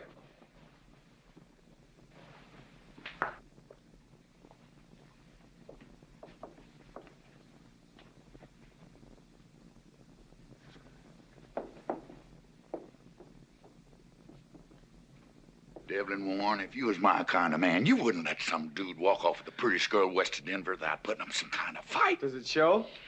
Well, what can I do? I'm just one of her father's employees. I'm just a hired hand around here. Every so often, Dev, you spill the strangest ideas. Everybody works for somebody. Me, I work for everybody in these United States that steps into a butcher's shop for a T-bone steak. And you work for me. There's not much difference. Daddy, the most terrible thing just happened. Junior's horse ran away. The one he rented at the livery stable. Tied up a rented horse by the reins. He's probably back in the stall by now. I think we can get Junior something that he can ride. What I'd rather do, Daddy, is drive Junior home in our barouche. It's a lovely evening, and I'm sure Uncle Drago wouldn't mind driving. I would, and I got the kind of manners don't keep me from saying so, just to be polite. I'll drive him home, Mr. McLintock. And you don't have to come, Miss Becky. I'll see that he gets home safely. I can take care of myself. You got yourself a foot, didn't you? Dev, get the carriage. Drago? I'm going with them. Now you got me wrangling dudes.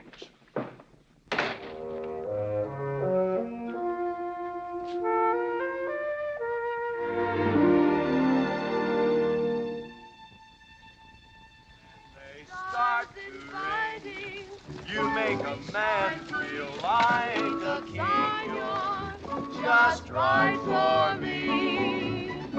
Miss Becky, somebody better help me watch the road. You know, I'm new around here. Might take the wrong turnoff. Devlin Warren, you know there isn't a turnoff between here and town. You disappear without a trace. To die like this is no disgrace. This is time. This is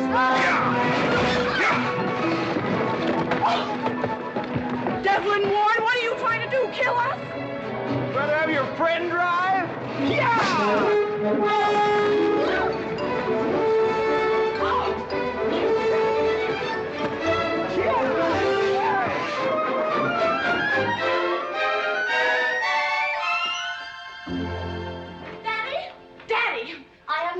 Humiliated in my entire life. I said what I said, and I'll stand by it to the death. Shoot him, Daddy. Shoot him at once. Why? My honor is at stake. Well, now, Your Honor. Absolutely. He impugned my honor. Impugned? What does that mean? Slander. He slandered my honor. He did? I said what I said, and I'll stand by it to the death. He admits it, see? Shoot him. Well, what is he admitting to? Why, he called me a... I won't even repeat the word. I didn't necessarily call you anything, but I said what I said, and I'll stand by it to the death. Well, just for the tally books, what did you say? I said that any girl who would permit a man to kiss her before they're formally engaged is a trollop. He said it again. Shoot him. Now, hold on. No, don't hold on. If you're my father, if you love me, you'll shoot him. Well, I'm your father, and I sure love you. So... Oh, you shot him. You really shot him. Hey! He dies. If he dies, he'll be the first man ever killed with a blank cartridge. We use this to start the races on the 4th. Hey! I'm on fire! Oh, you poor dear. Poor dear? You'd have had me shot in cold blood. But it didn't happen. Yelling I insulted you and all. What you need is a good spanking. Dev! Daddy! Leave me out of this. I think I'll give you what you deserve. You wouldn't dare! Oh, wouldn't I? You'll think next time before you have someone shot. And this kicking and yelling isn't gonna help you. Don't you! Oh, Daddy! Wait a minute! Daddy! Oh, Daddy, help me! Don't! Daddy, boy, I hate you! Mommy! Oh, G.W., was that a shot?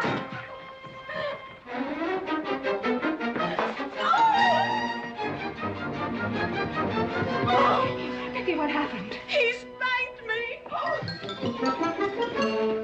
You spanked my daughter? Dev.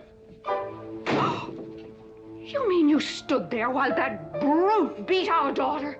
G.W., what's happened to you in the last 2 years? Better part of valor, son. Oh, isn't it enough that you've always treated me like a squaw without subjecting dear, sweet Becky to this crude, vulgar way of Katherine, life? you women are always raising hell about one thing when it's something else you're really sore about. Oh. Don't you think it's about time you told me what put the burr under your saddle about me? I don't intend to stand here and hold a midnight conversation with an intoxicated man.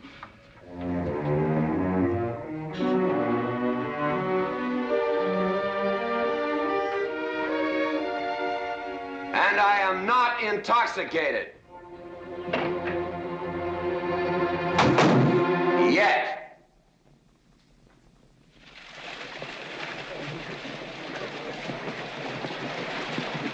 Hello, Governor! Hello, Governor!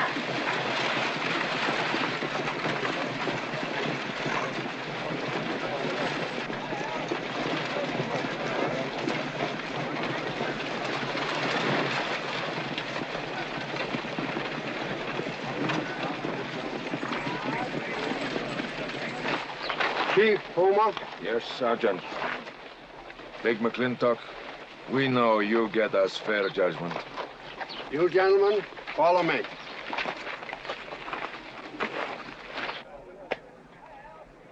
Well, Jake? GW?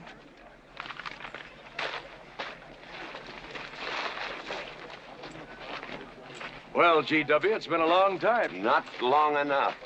Cuthbert. Your husband is a rude man. Yes, Cuthbert, I know.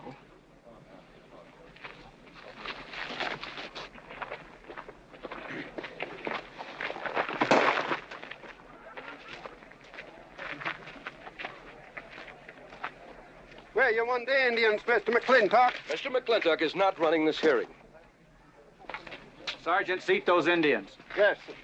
Gentlemen, be seated. You know, the whole tribe here want to come into town. Proceed, Lieutenant. This hearing is now in session. Governor Cuthbert Humphreys presiding. Good luck, Daddy. Afraid it's a packed court. Government Edict number 826 has ordered that the Comanche Nation be transferred from their present reservation to Fort Sill. It is the government's claim, as filed by Indian Agent Agard, that these chiefs, after being released from prison by a kindly government, did then rouse and incite defiance among the tribe against said order. It seems, gentlemen, that although some of these chiefs speak English, Chief Puma is quite at home in our language, they have chosen Mr. McLintock to be their spokesman. I speak for the Comanche, or rather I offer this translation. Proceed, Mr. McLintock.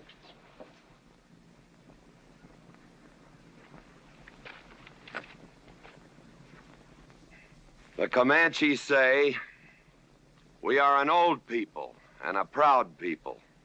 When the white man first came among us, we were as many as the grass is of the prairie. Now we are few, but we are still proud. For if a man loses pride in manhood, he is nothing.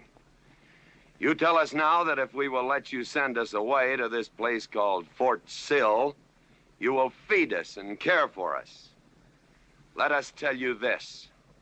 It is a Comanche law that no chief ever eats unless first he sees that the pots are full of meat in the lodges of the widows and orphans. It is the Comanche way of life. This that the white man calls charity is a fine thing for widows and orphans, but no warrior can accept it.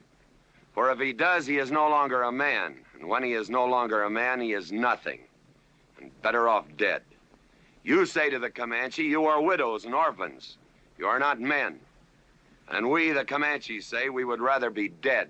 It will not be a remembered fight when you kill us, because we are few now and have few weapons. But we will fight, and we will die Comanche. Thank you, Big McLintock. Am I to gather that Comanche defy the government of the United States?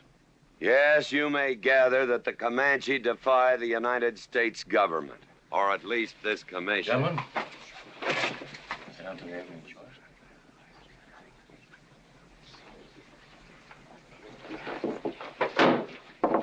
It is the order of this court that these chiefs be incarcerated until such time as the detachment of United States cavalry be made available to escort them and the Comanche Nation to Fort Sill. This court is adjourned. Oh, McLintock! You are important chief amongst these white people. Sway them. Have them give us few guns to make the fight worthwhile. Let us have one last remembered fight for end of Comanche. I almost wish I could arrange that, Puma. Ahalani cha. Ahalani cha. Sergeant. Yes. Good God. Carry on. Gentlemen.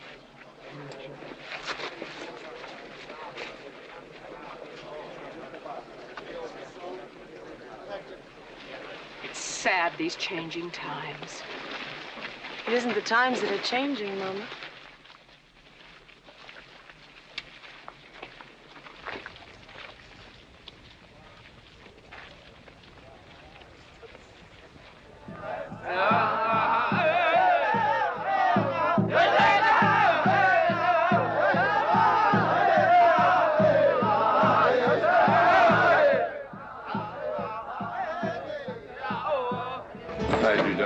Hello, Lem.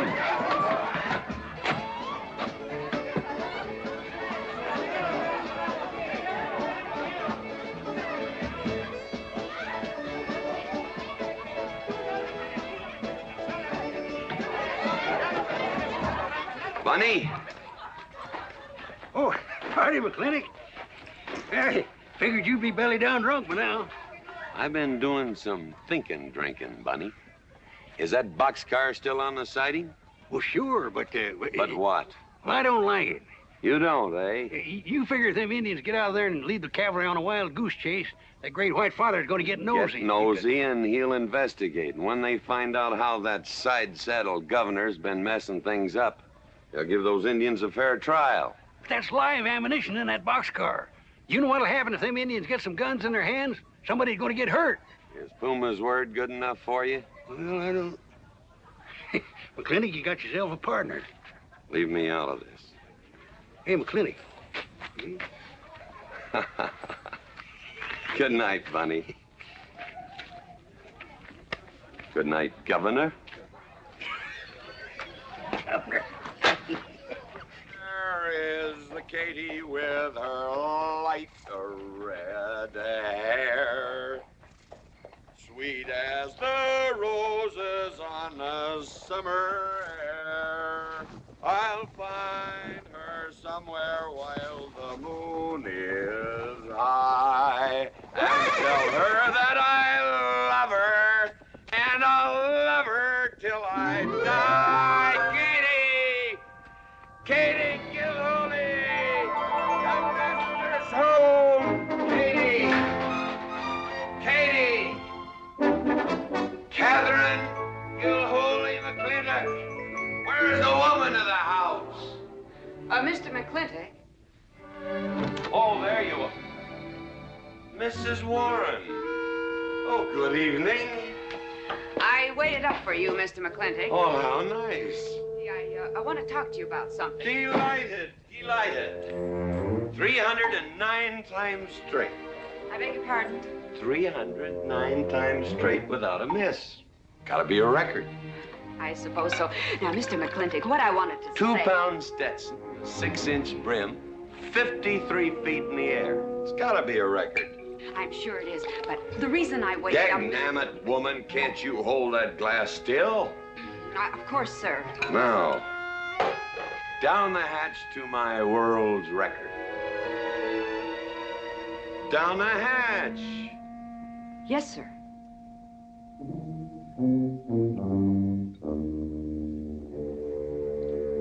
And now, to the governor of our territory. The governor of the territory, sir? Now, don't you stick up for him, Mrs. Warren. You're a fine woman, Mrs. Warren. But you'll certainly go down in my estimation if you stick up for Cuthbert H. Humphrey, governor of this territory. I don't mean to Down change... the hatch. Oh, yes, sir. Down the hatch. Cuthbert H. Humphrey, governor of our territory, is a cull. You know what a cull is, man? A cull is a specimen that is so worthless that you have to cut him out of the herd. Now, if all the people in the world were put in one herd, Cuthbert is the one I would throw my rope at. At whom I would throw my rope at. Natural-born cull. Another touch, ma'am? Oh, no, sir, no. Well, I don't mind if I do. Good. Can't walk on one leg. Oh, I didn't mean to be vulgar, ma'am. Can't walk one limb. It's all right. Sounds silly. Only a bird can walk on a limb. You know my wife? Her name's Kate. She insists on being called Katherine. Do you know her? Of course, Mr. McLintock, and that's what I wanted to talk Well, to you. she thinks that Cuthbert H. Humphrey is panting for her like a bull buffalo at the first green up of spring. But what Cuthbert is panting for is my money. Don't make me feel like I'm drinking alone, ma'am. Very well, Mr. McLintock, if you insist. Down the hatch. Good.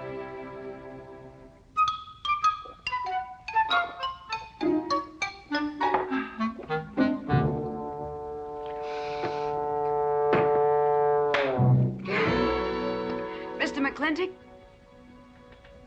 I have something very important to say to you.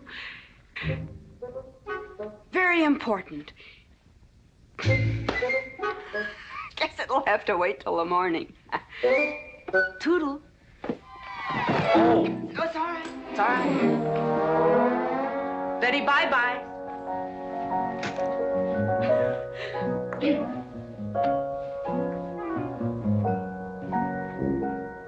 Whoops. Oh. Mrs. Warren, let me assist you. Very kind.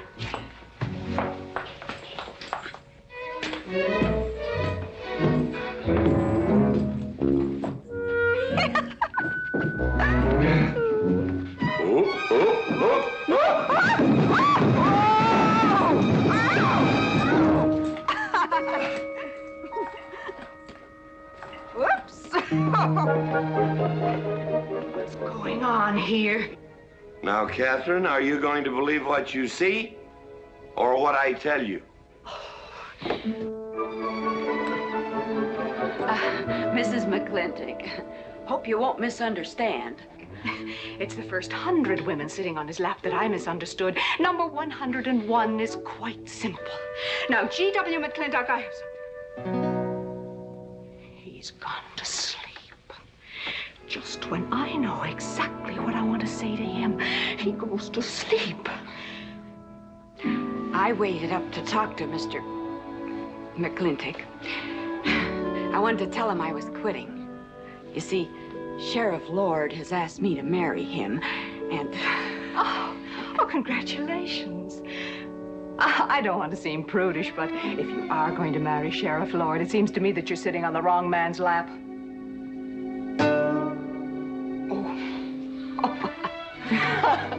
Come on, I'll help you upstairs and we'll have a long talk about men in general.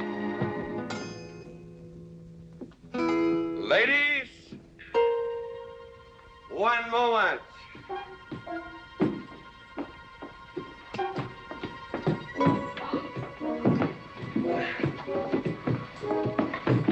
Oh! Watch out, you'll get us all killed! Oh!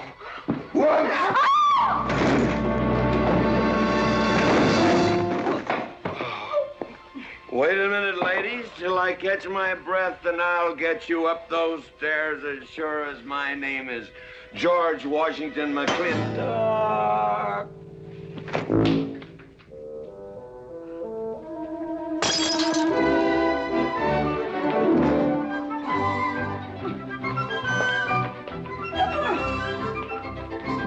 You may be quitting, Mrs. Wallace, Mrs. Ward, but not tomorrow. I want my breakfast in bed. I want to... I know, toast, lightly brown. Somebody sure put a knob on my skull. Here's Katie. I'm speaking. Katie, why? There Mrs. Warren was there. Oh. And there you was there. Oh. And there that whiskey bottle was there. Oh. And Katie's temper being what Katie's temper is, well, there you are. Drago, old friend. Huh? My wife does not understand me. Why, she means different than any other man. Come on, I gotta get you upstairs. Get you ready for that big celebration tomorrow. What is it?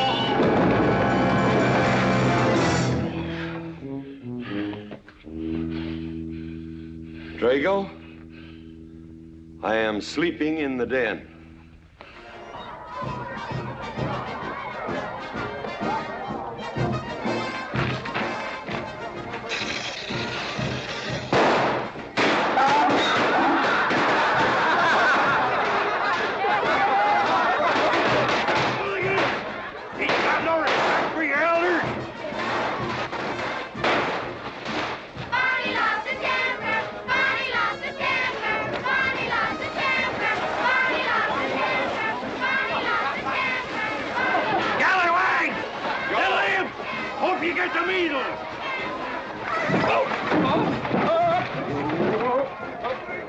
Come on, get him aboard. Is everybody ready? Man in number 5 needs a flank cinch. Get him one. Let us know when you're ready. Ladies and gentlemen, it is my honor to present to you the governor of our territory, Cuthbert H. Humphreys. Thank you, Mayor. My friends and citizens of this great territory, this is the 9th consecutive year It has been my privilege and my pleasure to inaugurate the McLintock 4th of July celebration. Now, the first event will be the wild horse race. But before I fire this shot to start the event, I would like to say a few modest words regarding my stewardship of this great territory.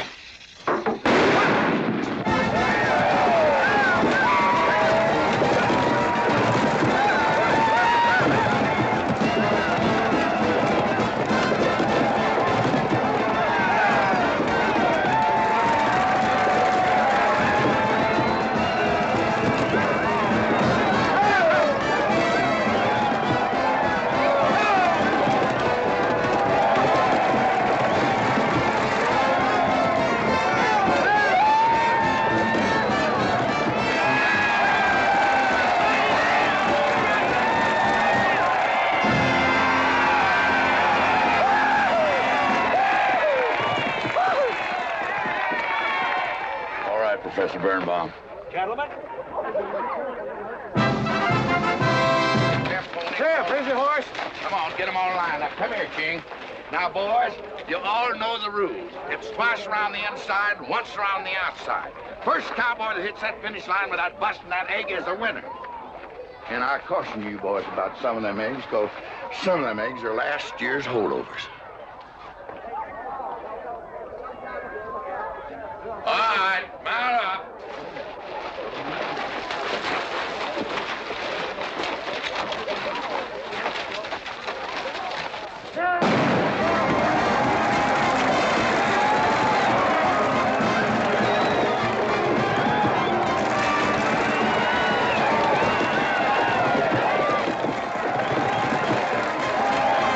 Katherine, my dear, you seem to be enjoying yourself. Oh, yes. This is wonderful. It's the only thing I really do enjoy about this barbaric country, the 4th of July celebration. Well, Katherine, I've been here for 3 days. I haven't heard from you. Is anything wrong? Wrong? Well, I just hope that it hasn't been necessary for you to say anything to GW. What are you talking about? But, Katherine, you see, I'm in a rather delicate position, being governor of the territory and all. I just hope you haven't found it necessary to say anything about... About what? About you and me.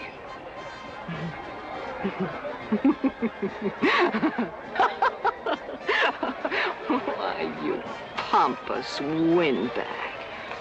Do you think that you're the only man who's ever tried to play patty fingers with me, who's ever tried to lure me into the moonlight? Well, no, but I... Well, I'm a big girl and I can take care of myself. My husband knows it. I can assure you, Governor, that your reputation is untarnished. Now get out of my way.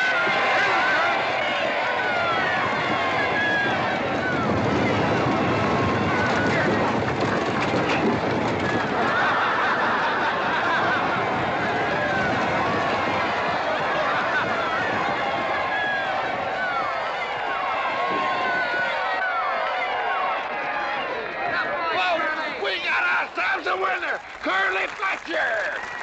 Mazel tov, Curly! Give me the egg. Disqualified.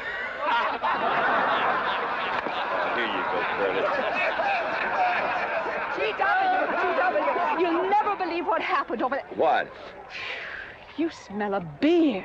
Well, naturally, I'm drinking beer. Ladies and gentlemen, the next event will be a contest between the two bronco-busting champions of our territory. Remember the year I rode in that event? Wore your garters to hold up my sleeves? We had a bet, and I won it. George Washington McLintock, you are a very crude man. Well, I guess so, but that was a rough horse, like to jarred my insides loose. But it was worth it. 3 beers.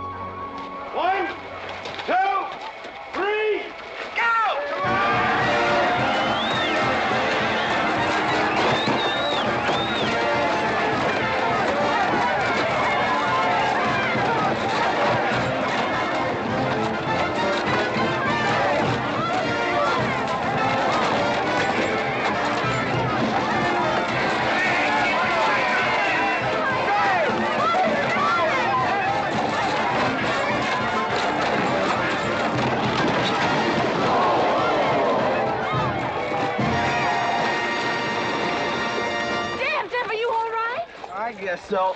Nothing busted but my pride. Well, that ought to even things up, farmer. For what? Well, that sore nose you gave me the other day. Well, that ain't what's sore on him.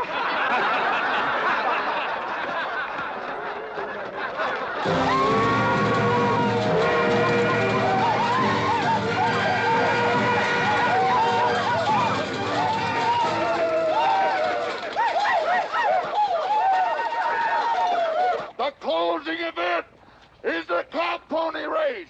The finish line is at the barbecue. So start meandering. Come on. Now, what is that, false courage? Why, you know a Douglas doesn't ever use a thing like that. I want you to get on that horse, get out in front, and stay out in front. I'll be out front, Dad. All the way. Good boy. Now remember, stay out in front. That Agamemnon's a good horse.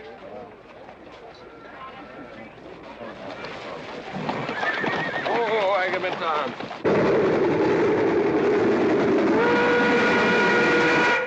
11:40 and she's on time. Oh, boy.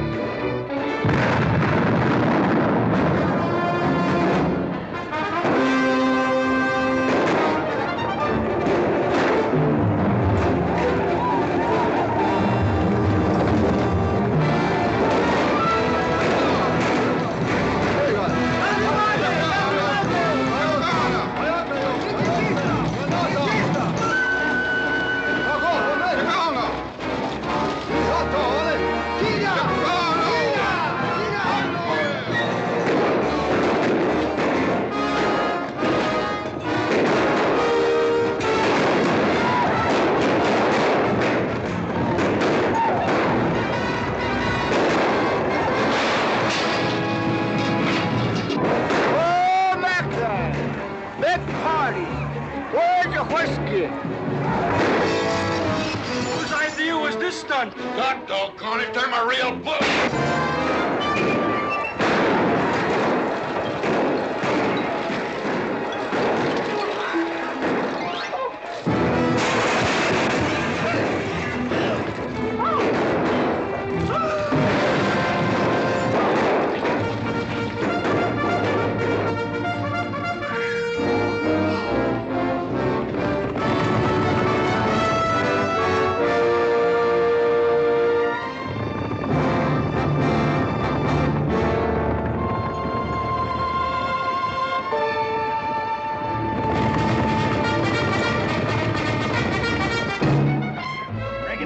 Excitement you'd want for one 4th of July, eh? Puma finally got his way, but I reckon he's riding out his last war party.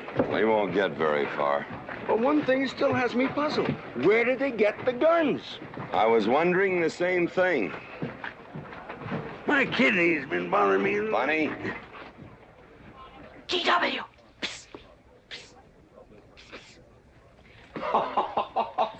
What an idiotic joke. Joke? Do you think that was a joke? Oh, shut up. Do you want everybody in town to see me? You look good in feathers. Oh. Deb, I think they've gone. Yeah. What are you going to do about it? What can I do? Nothing. Just like you've always done.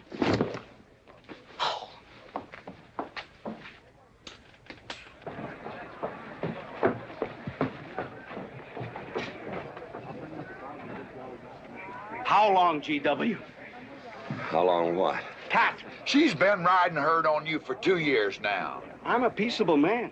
But my father used to say, you raise your voice, it doesn't do any good. It's time to raise your hand. Well, I've been planning to do something about it. I'll have another talk with her. Talk to her? Talk to her? Talking won't do any good. Becky, have you seen your... What's been happening around here? You've got hay all over you.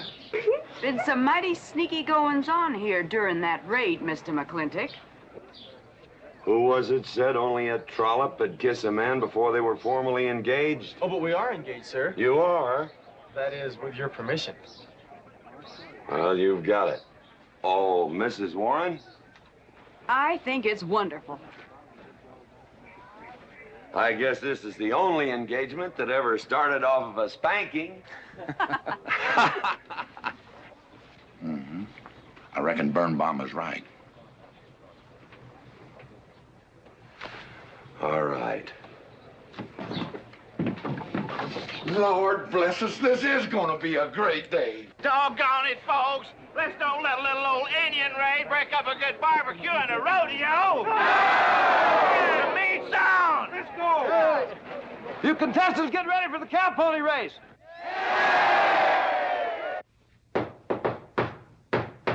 Who is it? It's me. Let me in. Not now. Right now. Are you insane? I want to talk to you. It'll have to wait. I've taken all I'm going to take from you. You are insane! You are going to tell me why you packed up, picked up, and walked out on me. 2 years ago, you remember, you came home from Denver with lipstick all over your clothes!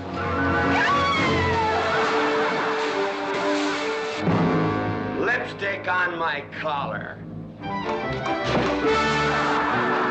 I've got the shirt to prove it! Who cares?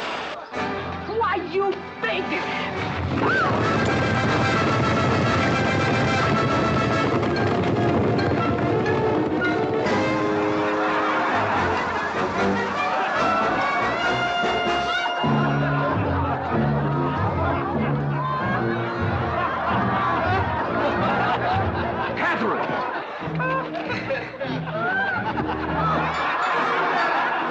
GW, you are a ruffian. Cuthbert, you are right.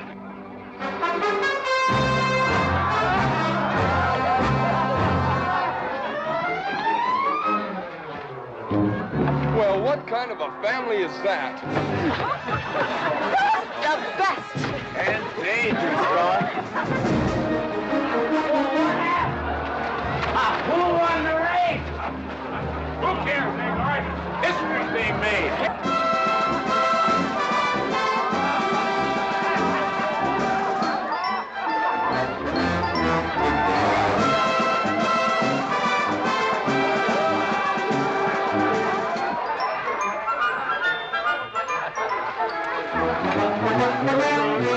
Yes, Rufus? I regret to inform you I've changed my mind about matrimony.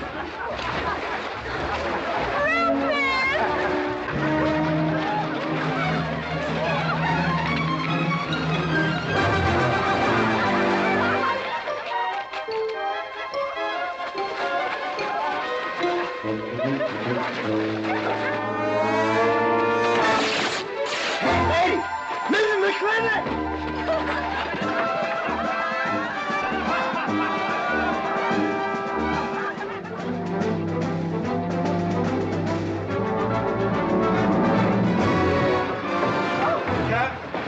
Katherine! Keep him out of here. Hands up. All right, everybody out.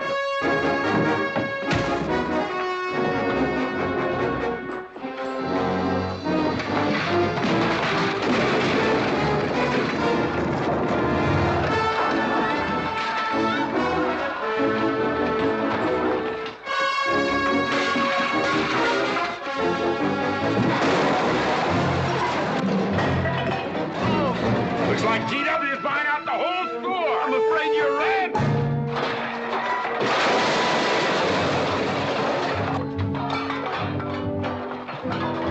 Clammy family!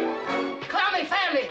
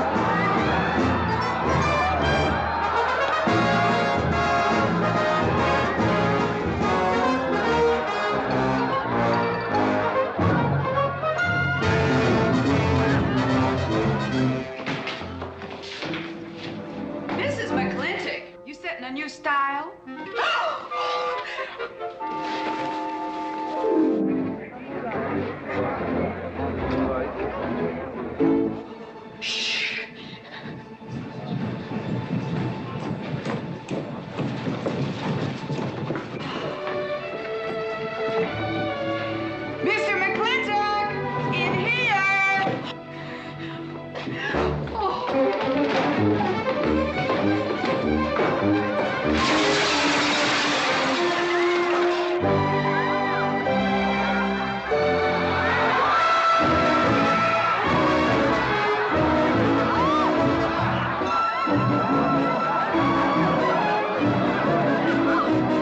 I ever get through this humiliation, you'll rue the day you ever met me. Oh, belly aching, fight all you want. It won't do you any good. You've been digging those burrs into me for 2 years. Now you're gonna get your comeuppance. Thanks. My father would be proud of you. Now make him prouder.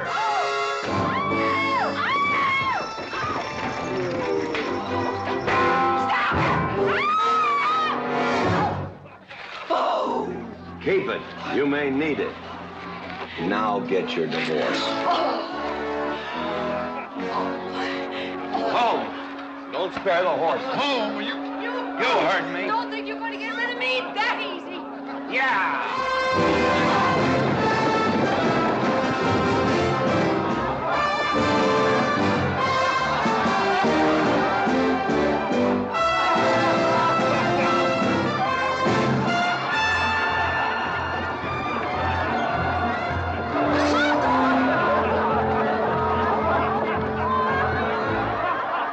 No more living in the capital? No. No more Newport in season? Nope. No more dancing at the governor's ball? No, GW. Happy days!